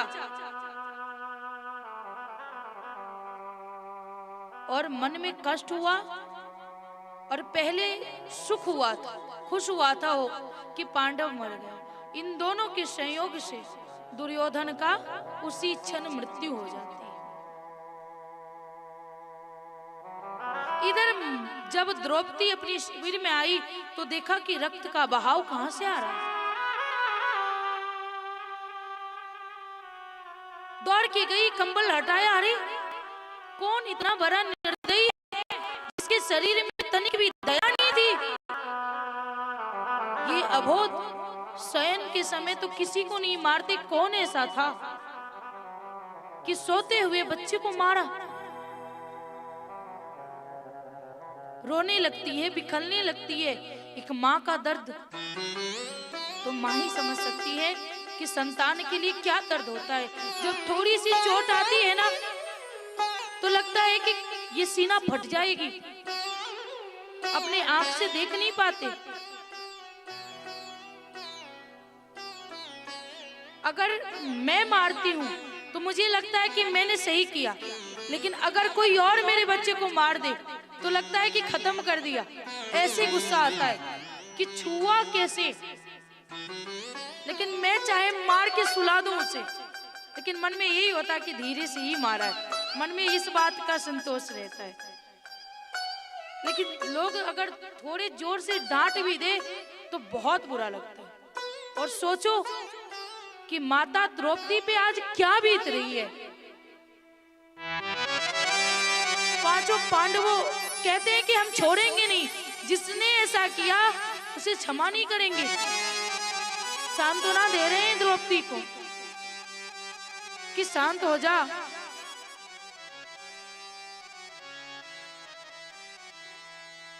जिसने भी ऐसा किया है उसे हम क्षमा नहीं करेंगे। तुरंत ही कृष्ण को सारथी बनाया, कहा प्रभु चलिए। कौन? अर्जुन। ज्यादा दूर गया नहीं होगा जिसने भी किया है। जैसे ही बाहर निकले नजर पड़ी अश्वत्थामा पे। अश्वत्थामा पे नजर पड़ी तो नॉर्मल सी बात थी, लेकिन अश्वत्थामा के मन में डर था कि कहीं ये जान तो नहीं लिया। और जान लिया ये सोचकर वो पीछे मुड़ के भागता है, और भागता है तो मन में संदेह हो गया कि ये काम कोई और नहीं, ये अश्वत्थामा ने ही किया है। अगर हम किसी प्रकार का कार्य नहीं करते तो लाख दुनिया वाले बोले, हम संतोष रहता है मन में कि हमने किया ही नहीं। लेकिन अगर किए हैं तो अगर कोई किसी के बारे में कनफुसकी भी करे ना तो लगता है कि मेरे ही बारे में बात कर रहा है, पक्का इसे पता है मेरे बारे में, इसीलिए ये बात कर रहा है। तो जैसे ही भागा अपनी रथ की स्पीड तेज कर दी कि पीछे से ना आए।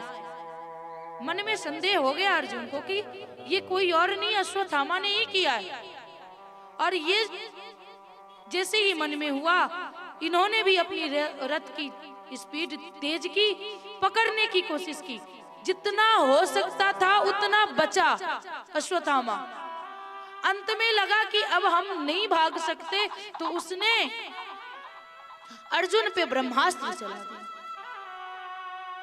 जैसे ही अर्जुन देखते हैं कि हमारे और ब्रह्मास्त्र आ रहा है, तुरंत कहते हैं गोविंद ये क्या हुआ, अपने आप को मैं कैसे बचाऊं। कहते हैं पार्थ उसे सिर्फ चलाने आता है, तुम्हें वापस भी तो ले नहीं आता है, तू भी कर। तुरंत अर्जुन ने आचमन किया, ध्यान कर ब्रह्मास्त्र चलाया और ब्रह्मास्त्र एक दूसरे से टकरा गया।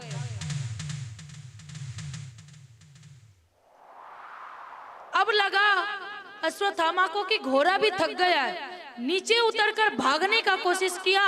अर्जुन तुरंत नीचे उतरे और जिस प्रकार सिंह अपने शिकार को झपटता है उसी प्रकार अर्जुन ने अश्वत्थामा को झपटा और पकड़कर लाया, घसीटते हुए रस्सियों से बांधकर रथ के पीछे डाला, आकर के माता द्रौपदी के चरणों में पटका कि ले द्रौपदी ये तुम्हारा दोषी,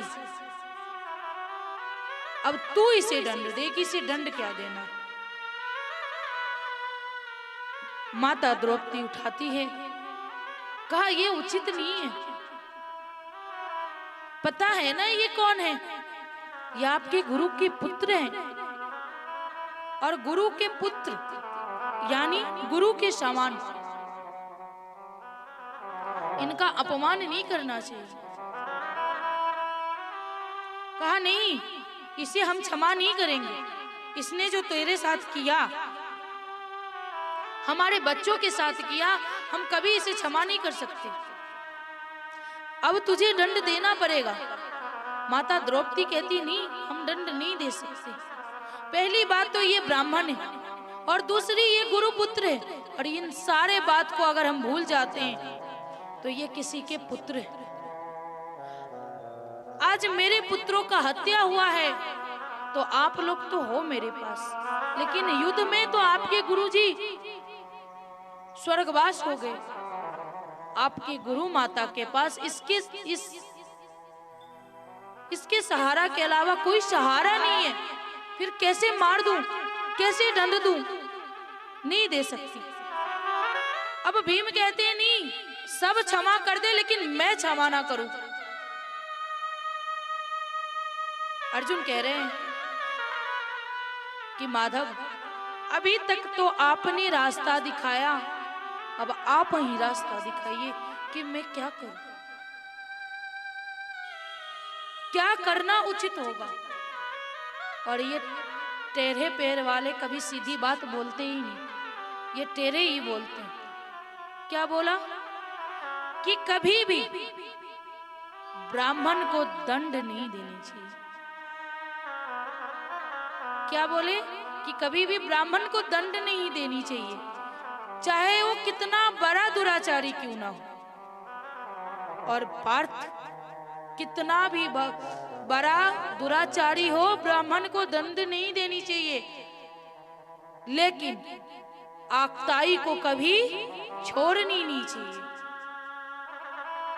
अब ये कंफ्यूज हो जा रहे हैं कि क्या करना क्या है। ये ब्राह्मण है, दंड दे नहीं सकते, आक्ताई है, छोड़ नहीं सकते, तो करे तो क्या करे। तो बीच का रास्ता निकला।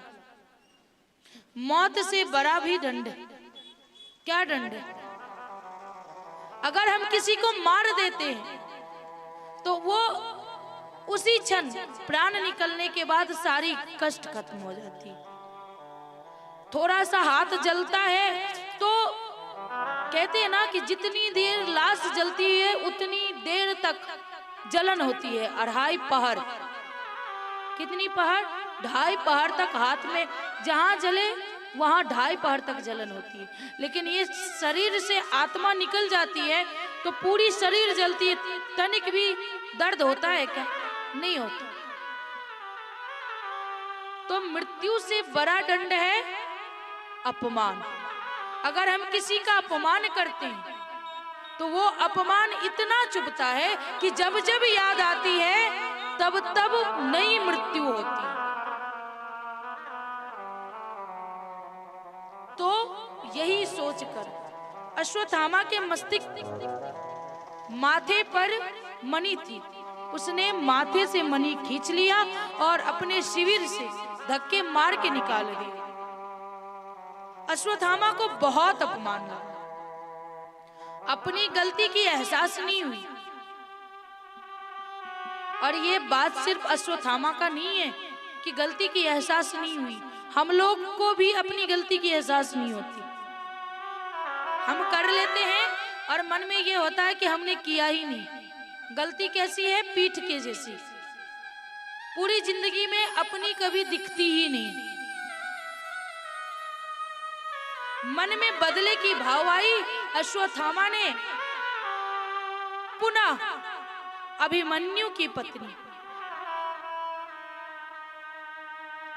अर्जुन के जो पुत्र थे अभिमन्यु, उनकी पत्नी थी उत्तरा, और उत्तरा के गर्भ में बालक पल रहा था। अश्वत्थामा ने बदले के भाव से पुनः ब्रह्मास्त्र चला दिया उत्तरा के गर्भ पे कि इसके 5 बच्चे मर गए, बच गई उत्तरा। अब उत्तरा के गर्भ नष्ट हो जाएगा तो कोई नहीं बचे। इधर भगवान सबसे आज्ञा ले रहे कि अब मुझे जाने दो। कहां जाने दो? द्वारिका। द्वारिका में उनकी पत्नियां इंतजार कर रही हैं, द्वारिका वासी इंतजार कर रहे हैं, कह रहे हैं कि जाने दीजिए हमें, सभी इंतजार कर रहे हैं। तभी देखते हैं कि उत्तरा दौड़ती हुई आ रही है कि प्रभु हमारी रक्षा कीजिए, और उसके पीछे पीछे ब्रह्मास्त्र आग का गोला चारों तरफ से घूमता हुआ आ रहा है। प्रभु ने तुरंत ही अपना पूरा शरीर अंगूठी की इतने कर लिए और उत्तरा के गर्भ में प्रवेश करते हैं, और अंगूठी की इतने होकर के उत्तरा के गर्भ में प्रवेश किए और उत्तरा के गर्भ का रक्षा किया।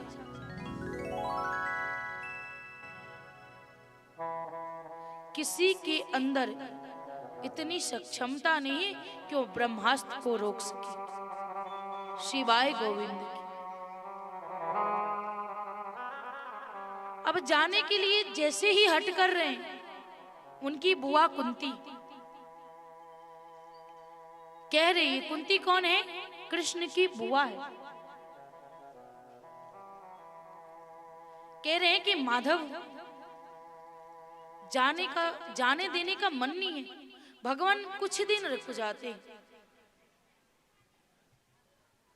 कह रही हैं कि भगवान कुछ दिन रुक जाते। कहा कि बुआ कितने दिन रुकूं, हमारा भी इंतजार कर रहा है ये द्वारिका वासी, जाने दो। कहा नहीं। कहा अब हमारी क्या जरूरत बुआ, अब तो तू राजमाता बन गई है, और राजमाता बन गई है तो इससे बड़ी खुशी क्या है? अभी भी तू रो रही है, मत रो, अब तो जाने दे, जब जरूरत थी तब तो था ही ना। माता कुंती कहती है कि गोविंद, भगवान वो राजमाता की खुशी नहीं है, मुझे वो दुख चाहिए जिस दुख में तू साथ था। मैं कितनी भाग्यहीन थी कि समय से पहले कुंवारी अवस्था में ही मैंने एक पुत्र को जन्म दिया।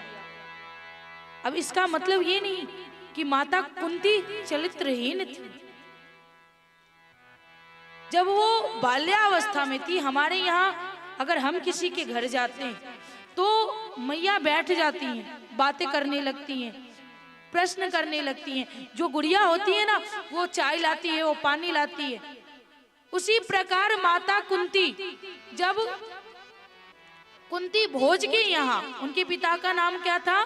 कुंती भोज, और कुंती भोज के यहाँ दुर्वासा ऋषि आते हैं तो बहुत आदर सत्कार करती है माता कुंती, और आदर सत्कार माता कुंती करती है तो इस बात से वो प्रसन्न होते हैं, बहुत ज्यादा खुश होते हैं। तो उन्होंने एक मंत्र दिया कि कभी भी तू इस मंत्र को उच्चारण करेगी, जिस भगवान का करेगी उसके समान पुत्र तुझे मिलेगा। बाल्य अवस्था में थी, ज्ञान था नहीं। गुरुदेव गए, जब सूर्य का अर्घ देने लगी उसी समय सूर्य देव का आवाहन किया। कहा इस मंत्र का ट्राई करते हैं कि इसमें कुछ सत्यता है कि नहीं है। और जैसे ही सत्यता जानने के लिए कोशिश की, बस सूर्य के समान, सूर्य का अंश पुत्र उनके गोद में। उन्होंने अपने गर्भ में नहीं रखा था, उनके गोद में। और वो लाज की मारी उस बालक को उसी दिन नदी में बहा देती। पहले दुख कि दुनिया वाले क्या कहेंगे, दूसरा दुख कि अगर हम एक कुत्ते के बच्चे को भी पालते हैं तो मुंह में फंस जाते हैं, और कोई अपना संतान को नदी में बहा दे, ये दूसरा दुख। और उससे पहले दुख था कि जन्म कहीं और ली और गोद किसी और ने लिया। नाम अपने पिता का नहीं है उनका, कुंती भोज का नाम है कुंती। इसके बाद जब उनका विवाह हुआ तो पांडु से हुआ। पांडु का पुत्र कौन थे? पांडव। और ये कौन है? पांडु। पांडु जन्मजात पीलिया बीमारी से ग्रसित था। उसे पीलिया बीमारी थी, शरीर सूख जाता है इस बीमारी में।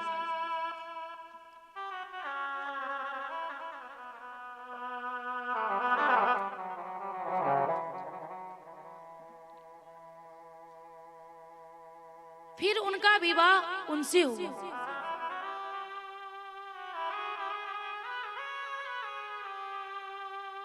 तो भी वो दुखी नहीं हुई।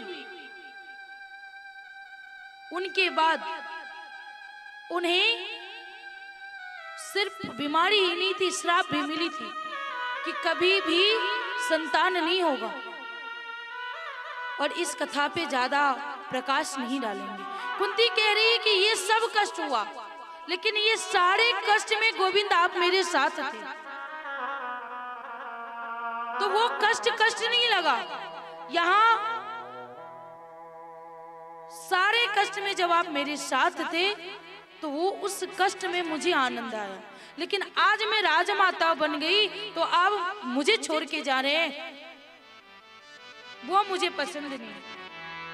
अब देखिए कुंती क्या कह रही है। हो हरदम कर जे विपतिया में मदतिया हो,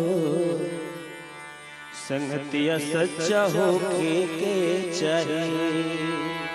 हो मित्र सबका बढ़ के दौलतिया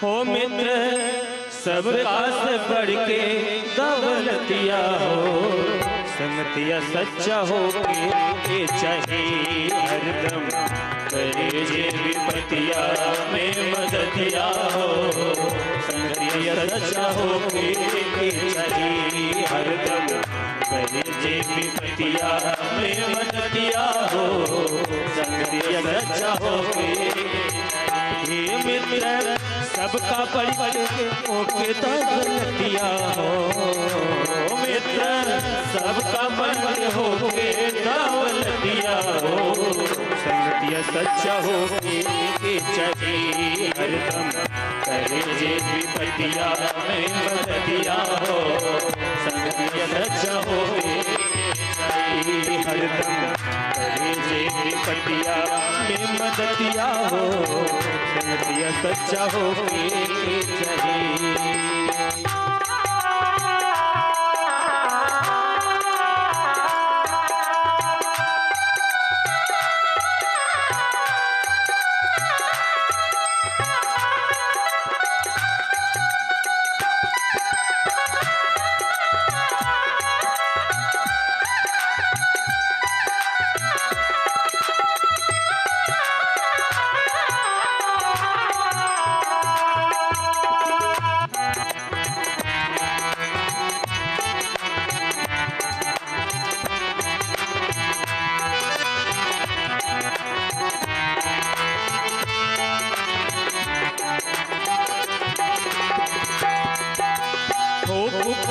छुड़ाई के सो पंथ पर चलाई, वो पंथ छुड़ाई के सो पंथ पे चलाए। वो पंथ छुड़ाई के सो पंथ पर चलाई, वो पंथ छुड़ाई के सो पंथ पर चलाए। ओ अवे गुण छुपावे तोहरा गुड़ के बताई, ओ अवे गुण छुपावे तोहरा गुण के बतावे। ओ अवे गुण छुपावे तोहरा गुण के बताई, अवे गुण छुपावे तोहरा गुण के बताई। हो हरदम रुक टोक कर गलतिया के, हरदम रुक टोक कर गलतिया के, संगतिया सच्चा हो के चाहिए। हरदम करे जे विपतिया में मदतिया हो, संगतिया सच्चा हो के चाहिए।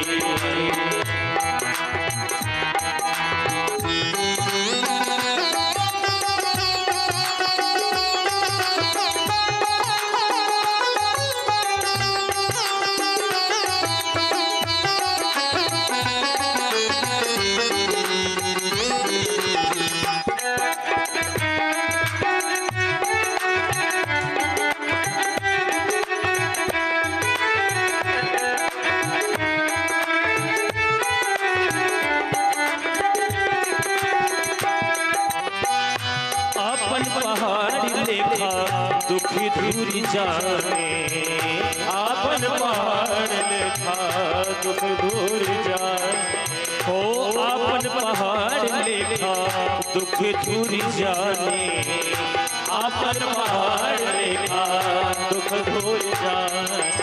ओ मित्र के छोटो दुख पर्वत माने, ओ मित्र के छोटो दुख पर्वत माने। ओ मित्र के छोटो दुख पर्वत माने, मित्र के छोटो दुख पर्वत माने। ओ जिया हतिया में धरावे हिम्मतिया हो, जिया हतिया में धरावे लालतिया हो।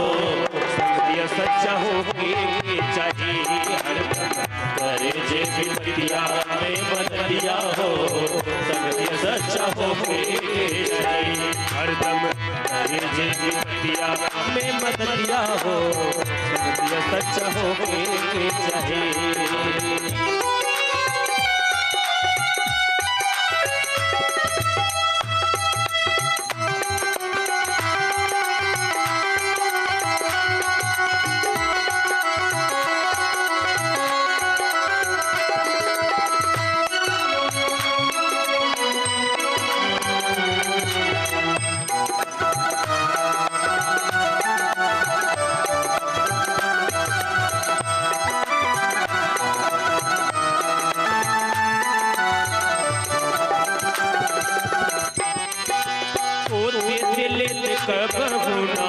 संगमन करे दिले कबहुना, संगमन करे होते दिले कबहुना, संगमन करे दिले कबहुना, संगमन करे।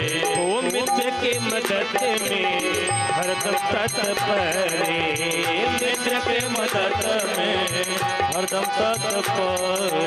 ओ मित्र के मदद में हरदम तत्परे, मित्र के मदद में हरदम तत्परे।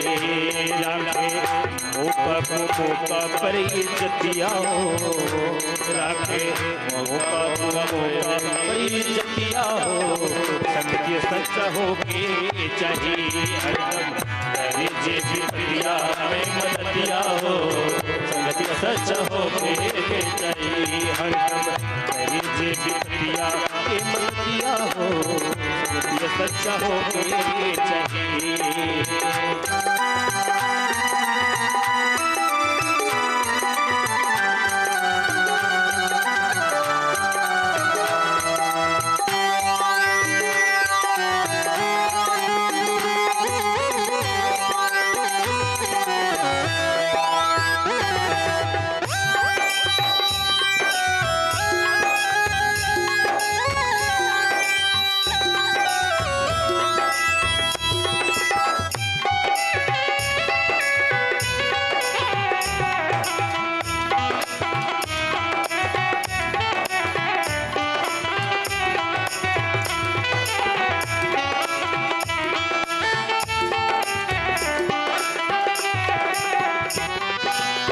मित्र के दुख में जो होला ना दुखारी, मित्र दुख में जो होला ना दुखारी। ओ मित्र के दुख में जो होला ना दुखारी, मित्र के दुख में जो होला ना दुखारी। ओकरा के मुँह देख लो पाप ही शिकारी, ओकरा के मुँह देख लो पाप के शिकारी। ओ देवी काठे बाधा तुलसी बाबा के बतिया हो, देवी देवी काठे बाधा तुलसी बाबा के बतिया हो। संगतिया सच्चा हो के चाहिए हरदम, करे जे बतिया में मददिया हो। संगतिया सच्चा हो के मित्र सबका परि के होला सब नतिया हो। मित्र सबका बढ़ के होला दावतिया हो। संगतिया सच्चा हो के चाहिए ओ हरदम करे जे बतिया में मतिया हो।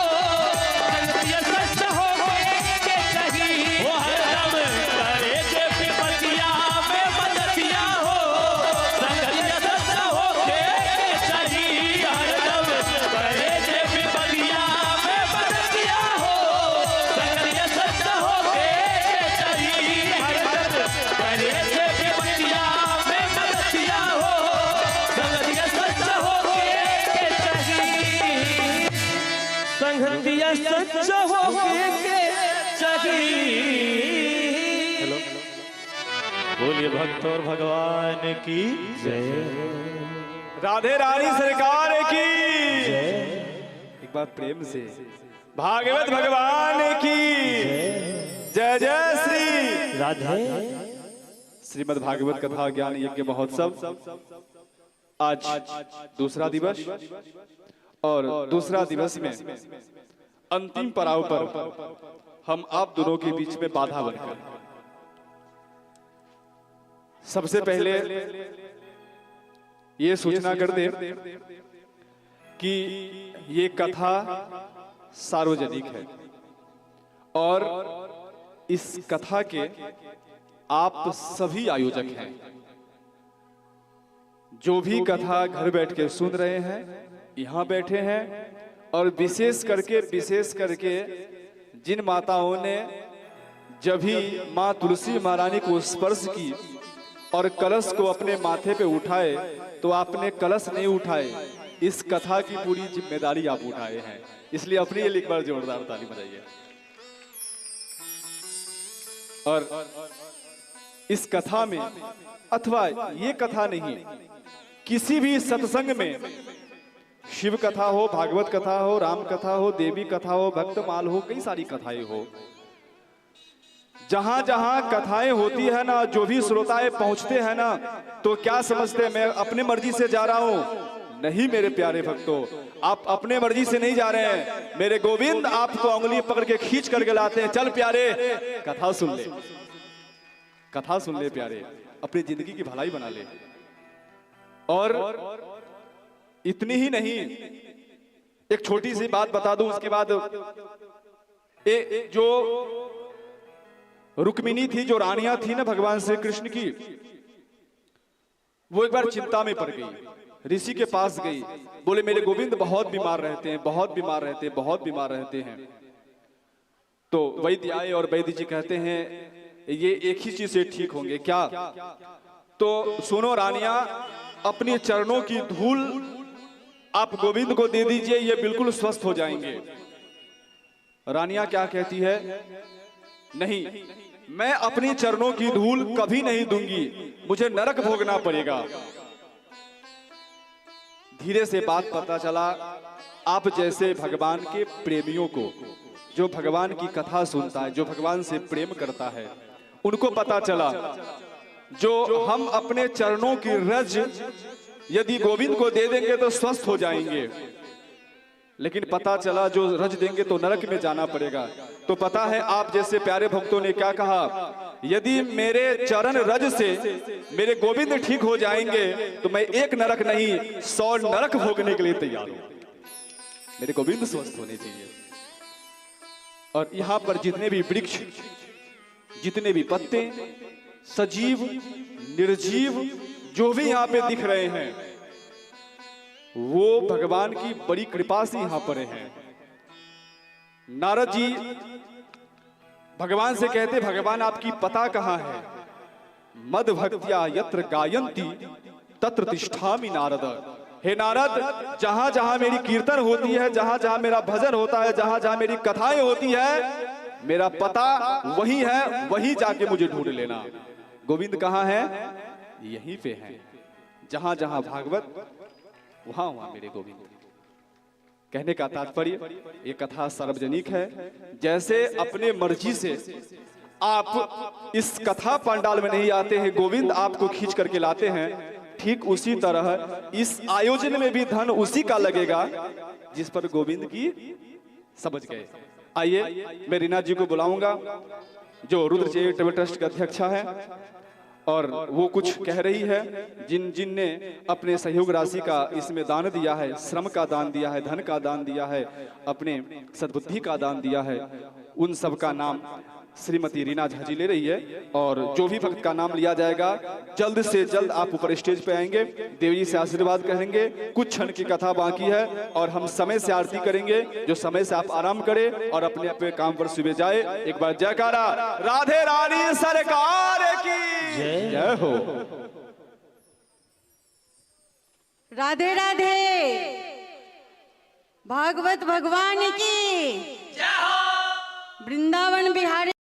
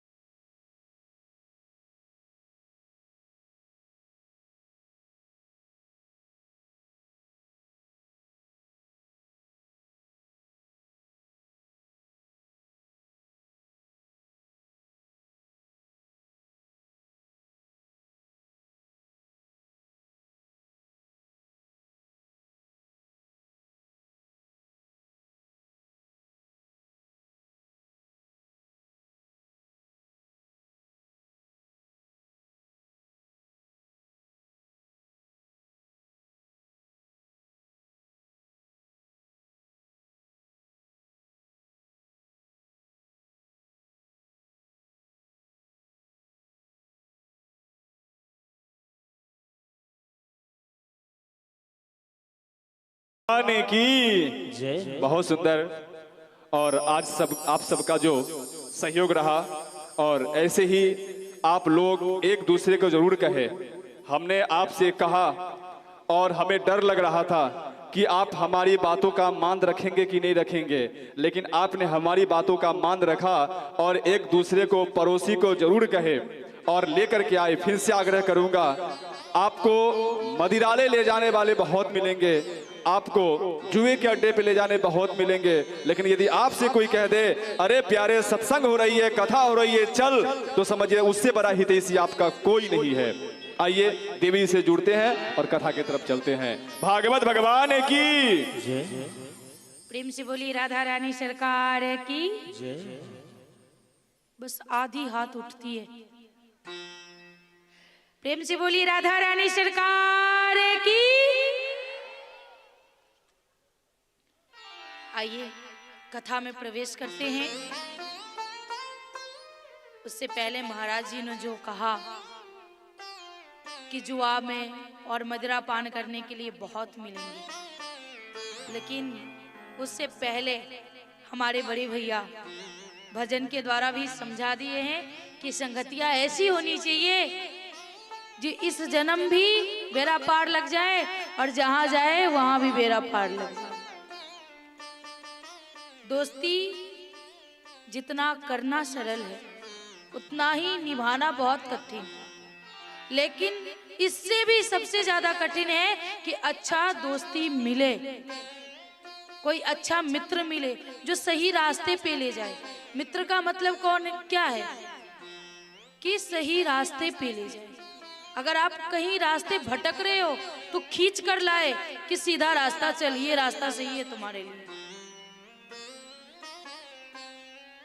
जब भगवान द्वारिका जाने के लिए आग्रह करते हैं, तब पांडव के ज्येष्ठ भाई कहते हैं कि गोविंद, आज भी कोई आपका बहुत इंतजार कर रहा है। कौन? कुरुक्षेत्र में आज भी भीष्म पितामह गोविंद के इंतजार में है कि वो आएंगे तो प्राण त्यागेंगे। आज वो बाण की सैया पे लेटे हुए हैं, अपनी मृत्यु का इंतजार करते हुए। सारे परिवार के साथ स्वयं माधव भी भीष्म पितामह से मिलने जाते हैं, और भीष्म पितामह से जब मिलने जाते हैं तो सबने प्रणाम किया, और माधव जो थे वो सिर के पास खड़े थे, दिख नहीं रहे। तो पूछते हैं पांडवों से कि क्या पांडव, वो छलिया नहीं आया क्या? कहा पितामह मैं आ गया।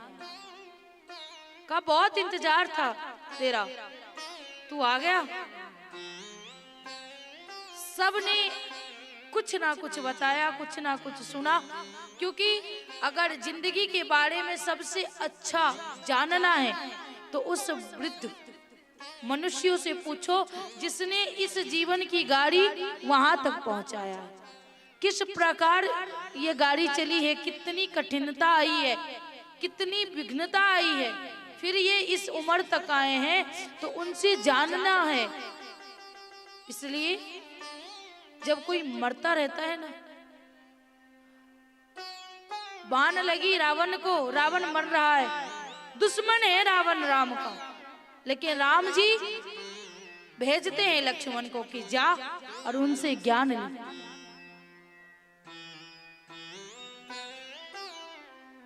तो सबको अपना ज्ञान देते हैं।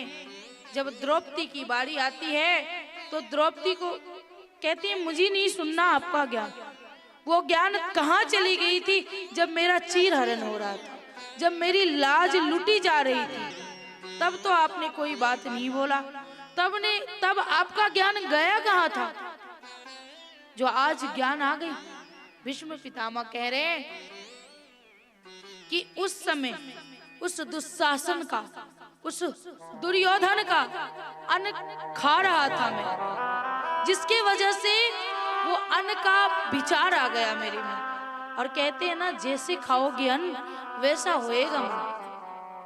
और इतने दिनों से बाण की शैया पे लेटा हूं, जितने उसके अन्न से रक्त बनी वो रक्त बह गया, अब निर्मल हूं। गोविंद को कहते हैं कि इंतजार कर रहे थे आपका, बताइए क्या आदेश। कहा आदेश क्या? मेरी एक पुत्री कंवारी है आज भी, और एक पिता का आखिरी इच्छा यही रहता है कि कब उसकी बेटी का विवाह हो जाए। अब आप लोगों के मन में होगा कि भीष्म पितामह बाल ब्रह्मचारी थे, तो पुत्री कहां से आई? कह रहे हैं कि मति रूपी पुत्री, उनका जो मन है, मति है, वो रूपी पुत्री का विवाह वो करना चाहते हैं। कह रहे हैं माधव से कि माधव, कि मेरी एक मति रूपी पुत्री है जिसका विवाह मैं तुम्हारे साथ करना चाहती हूं। कहा यह बात तो अच्छी है कि आप अपनी मति रूपी पुत्री का विवाह मेरे साथ करना चाह रहे, लेकिन पसंद मैं आपको हूं, आपकी पुत्री को तो नहीं। एक बार पूछा क्या आपने अपनी पुत्री से कि क्या मैं उसे भी पसंद हूं? माँ बाप के पसंद से नहीं चलता, वहां लड़की की भी पसंद होनी बहुत जरूरी है, क्योंकि वहां माँ बाप जीवन झेलने के लिए नहीं आते। किसको झेलना पड़ता है? उस लड़की को, उस लड़के को। तो उन दोनों से जानना ज्यादा जरूरी रहता है कि क्या वो दोनों एक दूसरे को पसंद कर रहे हैं कि नहीं कर रहे। कह रहे माधव कैसा बात कर रहा है तू? कौन नहीं चाहेगा कि तू उसका पति बने? सबकी इच्छा होती है, किस किस की इच्छा नहीं है कि गोविंद से ब्याह ना हो? सबकी इच्छा है कि गोविंद से ब्याह हो, वो हमारे पति बने। बहुत ऐसी लड़कियां हो गई जो ठाकुर जी से विवाह कर लिया, स्वयं मीरा ने कर लिया। तो सबकी इच्छा होती है कि माधव से मेरा विवाह। आइए जानते हैं कि मेरे गोविंद कितने सुंदर है, और इतने सुंदर और इतने व्यवहारिकता जिन पुरुष में हो तो कौन स्त्री नहीं चाहेगी कि ब्याह हो। कि सावली सूरत पे मोह दिल दीवाना हो गया, दिल दीवाना हो गया मेरा, दिल दीवाना हो गया, दिल दीवाना हो गया मेरा, दिल दीवाना हो गया। सावली सावली सूरत पे मोहन दिल दीवाना हो गया, सावली सूरत पे मोहन दिल दीवाना हो गया, ओ दिल दीवाना हो गया मेरा, दिल दीवाना हो गया, दिल दीवाना हो गया मेरा, दिल दीवाना हो गया। सावली सावली सूरत पे मोहन दिल दीवाना हो गया, सावली सूरत पे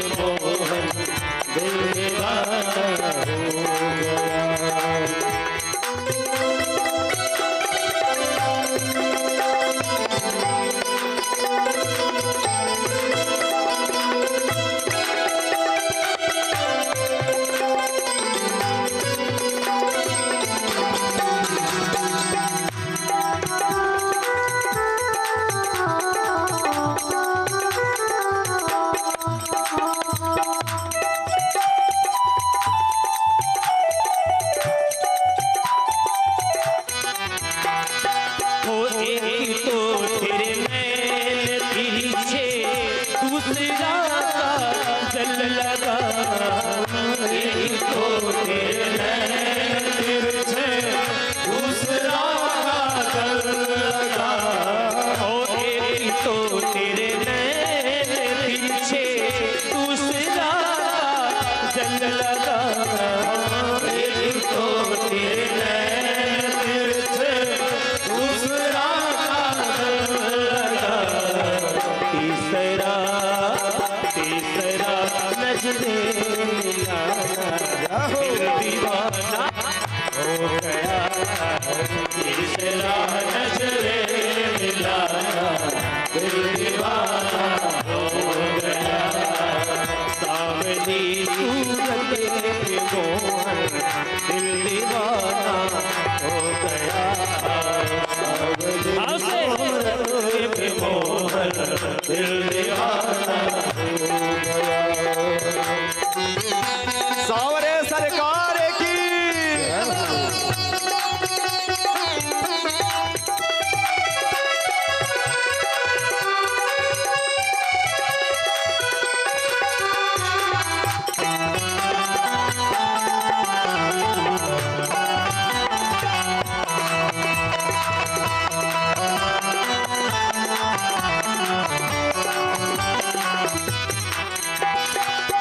एक तो तेरे होठ कतले, दूसरा लाली लगी।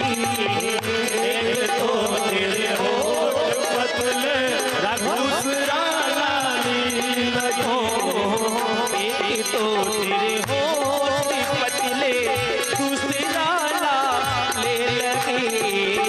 एक तो तेरे होठ कतले, दूसरा लाली लगी। तीसरा तेरा मुझसे गुजारा, दिल दीवाना हो गया। तीसरा तेरा मुस्कुराना, दिल दीवाना हो गया। हो सावली सूरत पे मोहन, दिल दीवाना हो गया। सावली सूरत पे मोहन, दिल दीवाना हो गया।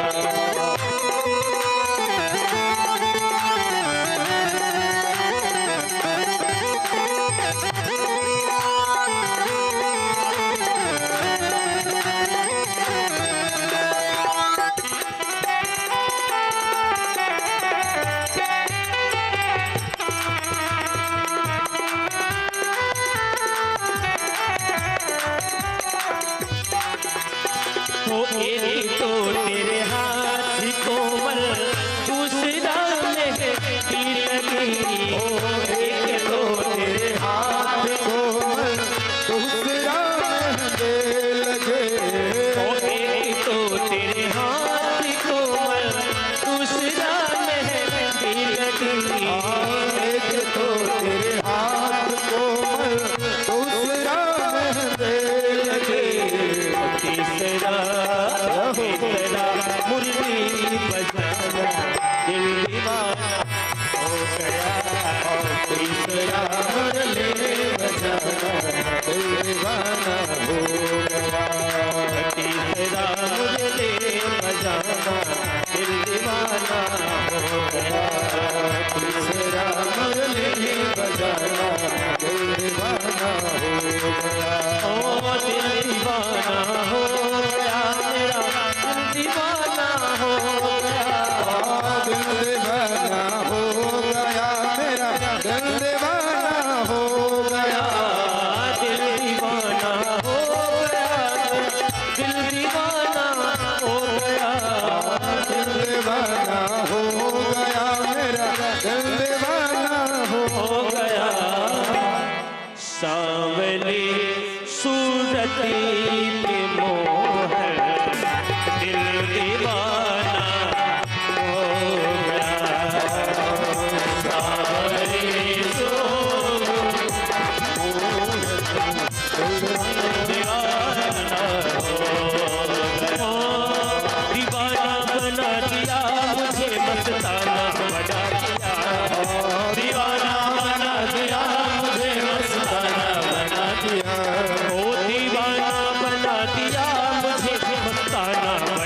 दिया, दीवाना बना दिया, मुझे मस्ताना बना दिया।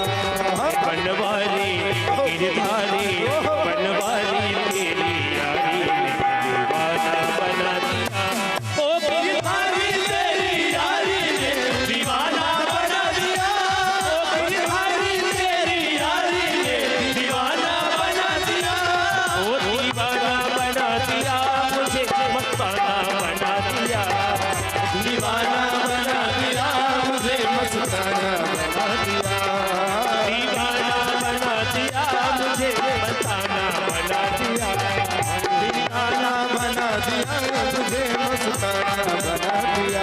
ओ बनवारी बनवारी तेरी यारी ने दीवाना बना दिया। बनवारी तेरी यारी ने दीवाना बना दिया। बनवारी तेरी यारी ने दीवाना बना दिया। बनवारी तेरी यारी ने दीवाना बना दिया। भूल गई तुझ मैं अपने बेटे तो मैं हो गई। भूल गई तुझ मैं वो अपने ही घर में रहकर हम बेघर सी हो गई। अपने ही घर में रहकर हो गई। दीवाना बना दिया, मुझे परवाना बना दिया। दीवाना बना दिया, मुझे परवाना बना दिया।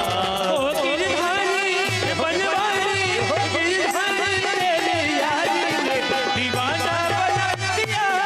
बनवारी तेरी यारी ने दीवाना बना दिया।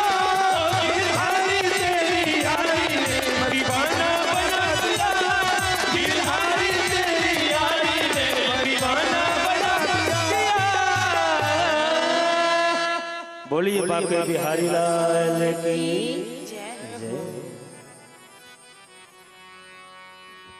कह रहे हैं भीष्म पितामह कि तुम इतने सुंदर हो तो कौन नहीं चाहेगा मेरी पुत्री को भी पसंद हो। फिर उसी समय भगवान ने मति रूपी पुत्री से विवाह करते हैं। सूर्य उत्तरायण हुई जिस पल का इंतजार था, क्योंकि कहा जाता है शास्त्रों के अनुसार कि अगर सूर्य उत्तरायण में अगर किसी को मृत्यु होती है तो उन्हें मोक्ष मिलता है बिना किसी कार्य किए हुए।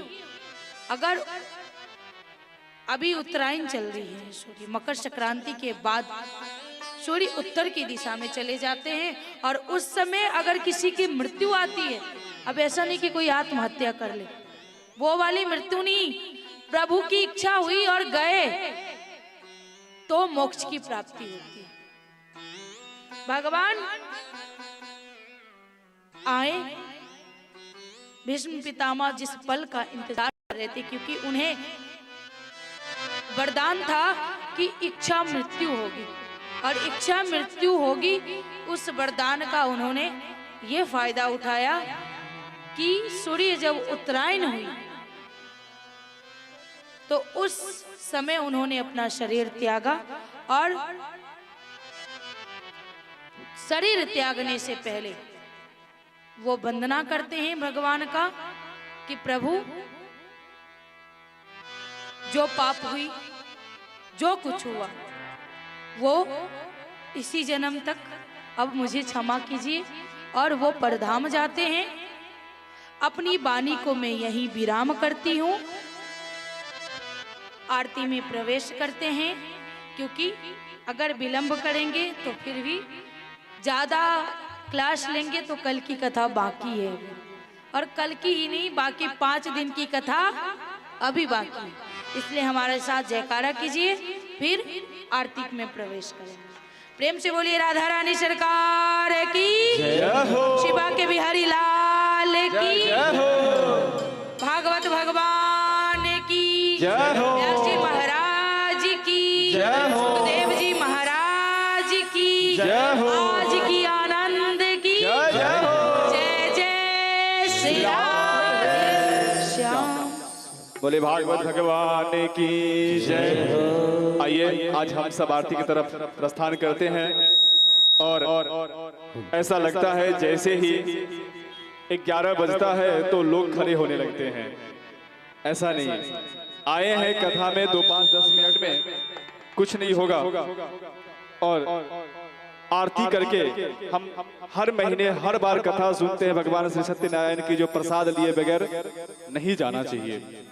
आइए हम आरती के लिए जो यहाँ की रुद्र चैरिटेबल ट्रस्ट के अध्यक्षा है उनकी परिवार की है और जिन लोगों का नाम उच्चारण किया गया है जो व्यासपीठ से आशीर्वाद दे चुके हैं उन सभी भक्तों को मैं एक साथ आमंत्रित करता हूं, क्योंकि उन सभी के नामों का लिस्ट हमारे पास नहीं है।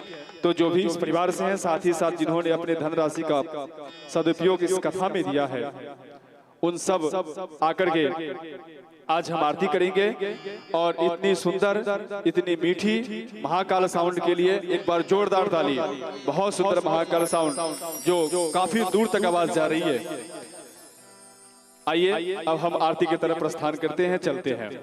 ओम चंद्रमा मनसो जात चक्षुः सूर्यो अजायत श्रोत्रात् वायुश्च प्राणश्च मुखाद् अग्निरजायत भूर्भुवस्व ज्वालामालिन्यै नमः रत्नैश्वर्यै नमो नमः गन्धाक्षतपुष्पैः सम्पूज्य। जिन भक्तों का नाम उच्चारण किया गया था व्यासपीठ से, जिन्होंने देवी जी से आशीर्वाद लिए हैं, वो सबके सब आगे आकर के आरती उतारे, क्रम से आए, जिस सीढ़ी से आए उसी सीढ़ी से उतर के जाए, इतना ध्यान रखें। आइए भागवत भगवान की जय। मन में बसा कर तेरी मूर्ति उतारो मैं कान्हा तेरी आरती। मन में बसा कर तेरी मूर्ति उतारो है कान्हा तेरी आरती। ओ उतारो मैं कान्हा तेरी आरती, उतारो मैं कान्हा तेरी आरती। ओ उतारो मैं कान्हा तेरी आरती। बता कर तेरी मूर्ति उतारो मैं कान्हा तेरी आरती। बता कर तेरी मूर्ति उतारो मैं कान्हा तेरी आरती। ओ करुण करो कष्ट हरो ज्ञान दो भगवान, भाव में फंसी नाव तेरी तारी दो भगवान। ओ करुण करो कष्ट हरो ज्ञान दो भगवान, भाव में फंसी नाव तेरी तारी दो भगवान। ये दर्द की दवा तुम्हारे पास है, दर्द की दवा तुम्हारे पास है। अरे जिंदगी दया की है भीख मांगती। मन में बसा कर तेरी मूर्ति उतारो मैं कान्हा तेरी आरती। मन में बसा कर तेरी मूर्ति उतारो मैं कान्हा तेरी आरती। ओ उतारो मैं कान्हा तेरी आरती, उतारो मैं कान्हा तेरी आरती। ओ उतारो मैं गिरधर तेरी आरती। हमने बसा कर तेरी मूर्ति उतारो मैं गिरधर तेरी आरती। हमने बसा कर तेरी मूर्ति उतारो मैं कान्हा तेरी आरती। ओ मांगो तुझसे क्या मैं यही सोचूं भगवान, जिंदगी जब तेरे नाम कर दी अर्पण। मांगो तुझसे क्या मैं यही सोचूं भगवान, जिंदगी जब तेरे नाम कर दी अर्पण। हे मांगो तुझसे क्या मैं यही सोचूं भगवान, जिंदगी जब तेरे नाम कर दी अर्पण। मांगो तुझसे क्या मैं यही सोचूं भगवान, जिंदगी जब तेरे नाम कर दी अर्पण। सब कुछ तेरा कुछ नहीं मेरा, सब कुछ तेरा कुछ नहीं मेरा। चिंता है तुझको प्रभु संसार की।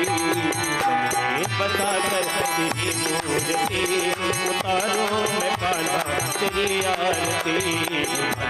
बता कर तेरी मूर्ति उतारो मैं कान्हा तेरी आरती। ओ उतारो मैं गिरधर तेरी आरती, उतारो मैं गिरधर तेरी आरती। उतारो मैं तेरी आरती। तेरी उतारो मैं कान्हा तेरी आरती, मन में बसा कर तेरी मूर्ति, उतारो मैं कान्हा तेरी आरती। ओ बेदी तेरी महिमा गाए संत करे ध्यान, नारद गुणगान करे तेरी वीरता। वेद तेरी महिमा गाए संत करे ध्यान, नारद गुणगान करे तेरी वीरता। ओ वेद तेरी महिमा गाए संत करे ध्यान, नारद गुणगान करे तेरी वीरता। ओ वेद तेरी महिमा गाए संत करे ध्यान, नारद गुणगान करे तेरी वीरता। हे भक्त तेरे द्वार करते हैं पुकार, भक्त तेरे द्वार करते हैं पुकार। दास बास तेरी गाए आरती, मन में बिठा कर तेरी मूर्ति, उतारो मैं कान्हा तेरी आरती, मन में बसा कर तेरी मूर्ति, उतारो मैं कान्हा तेरी आरती। ओ उतारो मैं कान्हा तेरी आरती, उतारो मैं कान्हा तेरी आरती, उतारो मैं कान्हा तेरी आरती। मैं बता कर तेरी मूर्ति, उतारो गिरधर तेरी आरती, मैं बता कर तेरी मूर्ति, उतारो गिरधर तेरी आरती। ओ कर्पूर गौरव रावण संसार धारा मृगेंद्र हारम सदा वसंतम हृदयारविंदे भवं भवानी सहितं नमामि। करुण भगवान निर्विचार शरणं करोमि नारायणे नमोस्तुते। त्वमेव माता पिता त्वमेव, त्वमेव बन्धुः शिष्टा त्वमेव, त्वमेव विद्यारूढं त्वमेव, त्वमेव सर्वं मम देवदेव, त्वमेव सर्वं मम देवदेव। हरे राम राम राम हरे हरे, हरे कृष्णा कृष्ण कृष्ण हरे हरे। ओ हरे राम राम हरे हरे, हरे कृष्णा कृष्ण कृष्ण हरे हरे। राम राम हरे हरे, कृष्ण कृष्ण हरे हरे।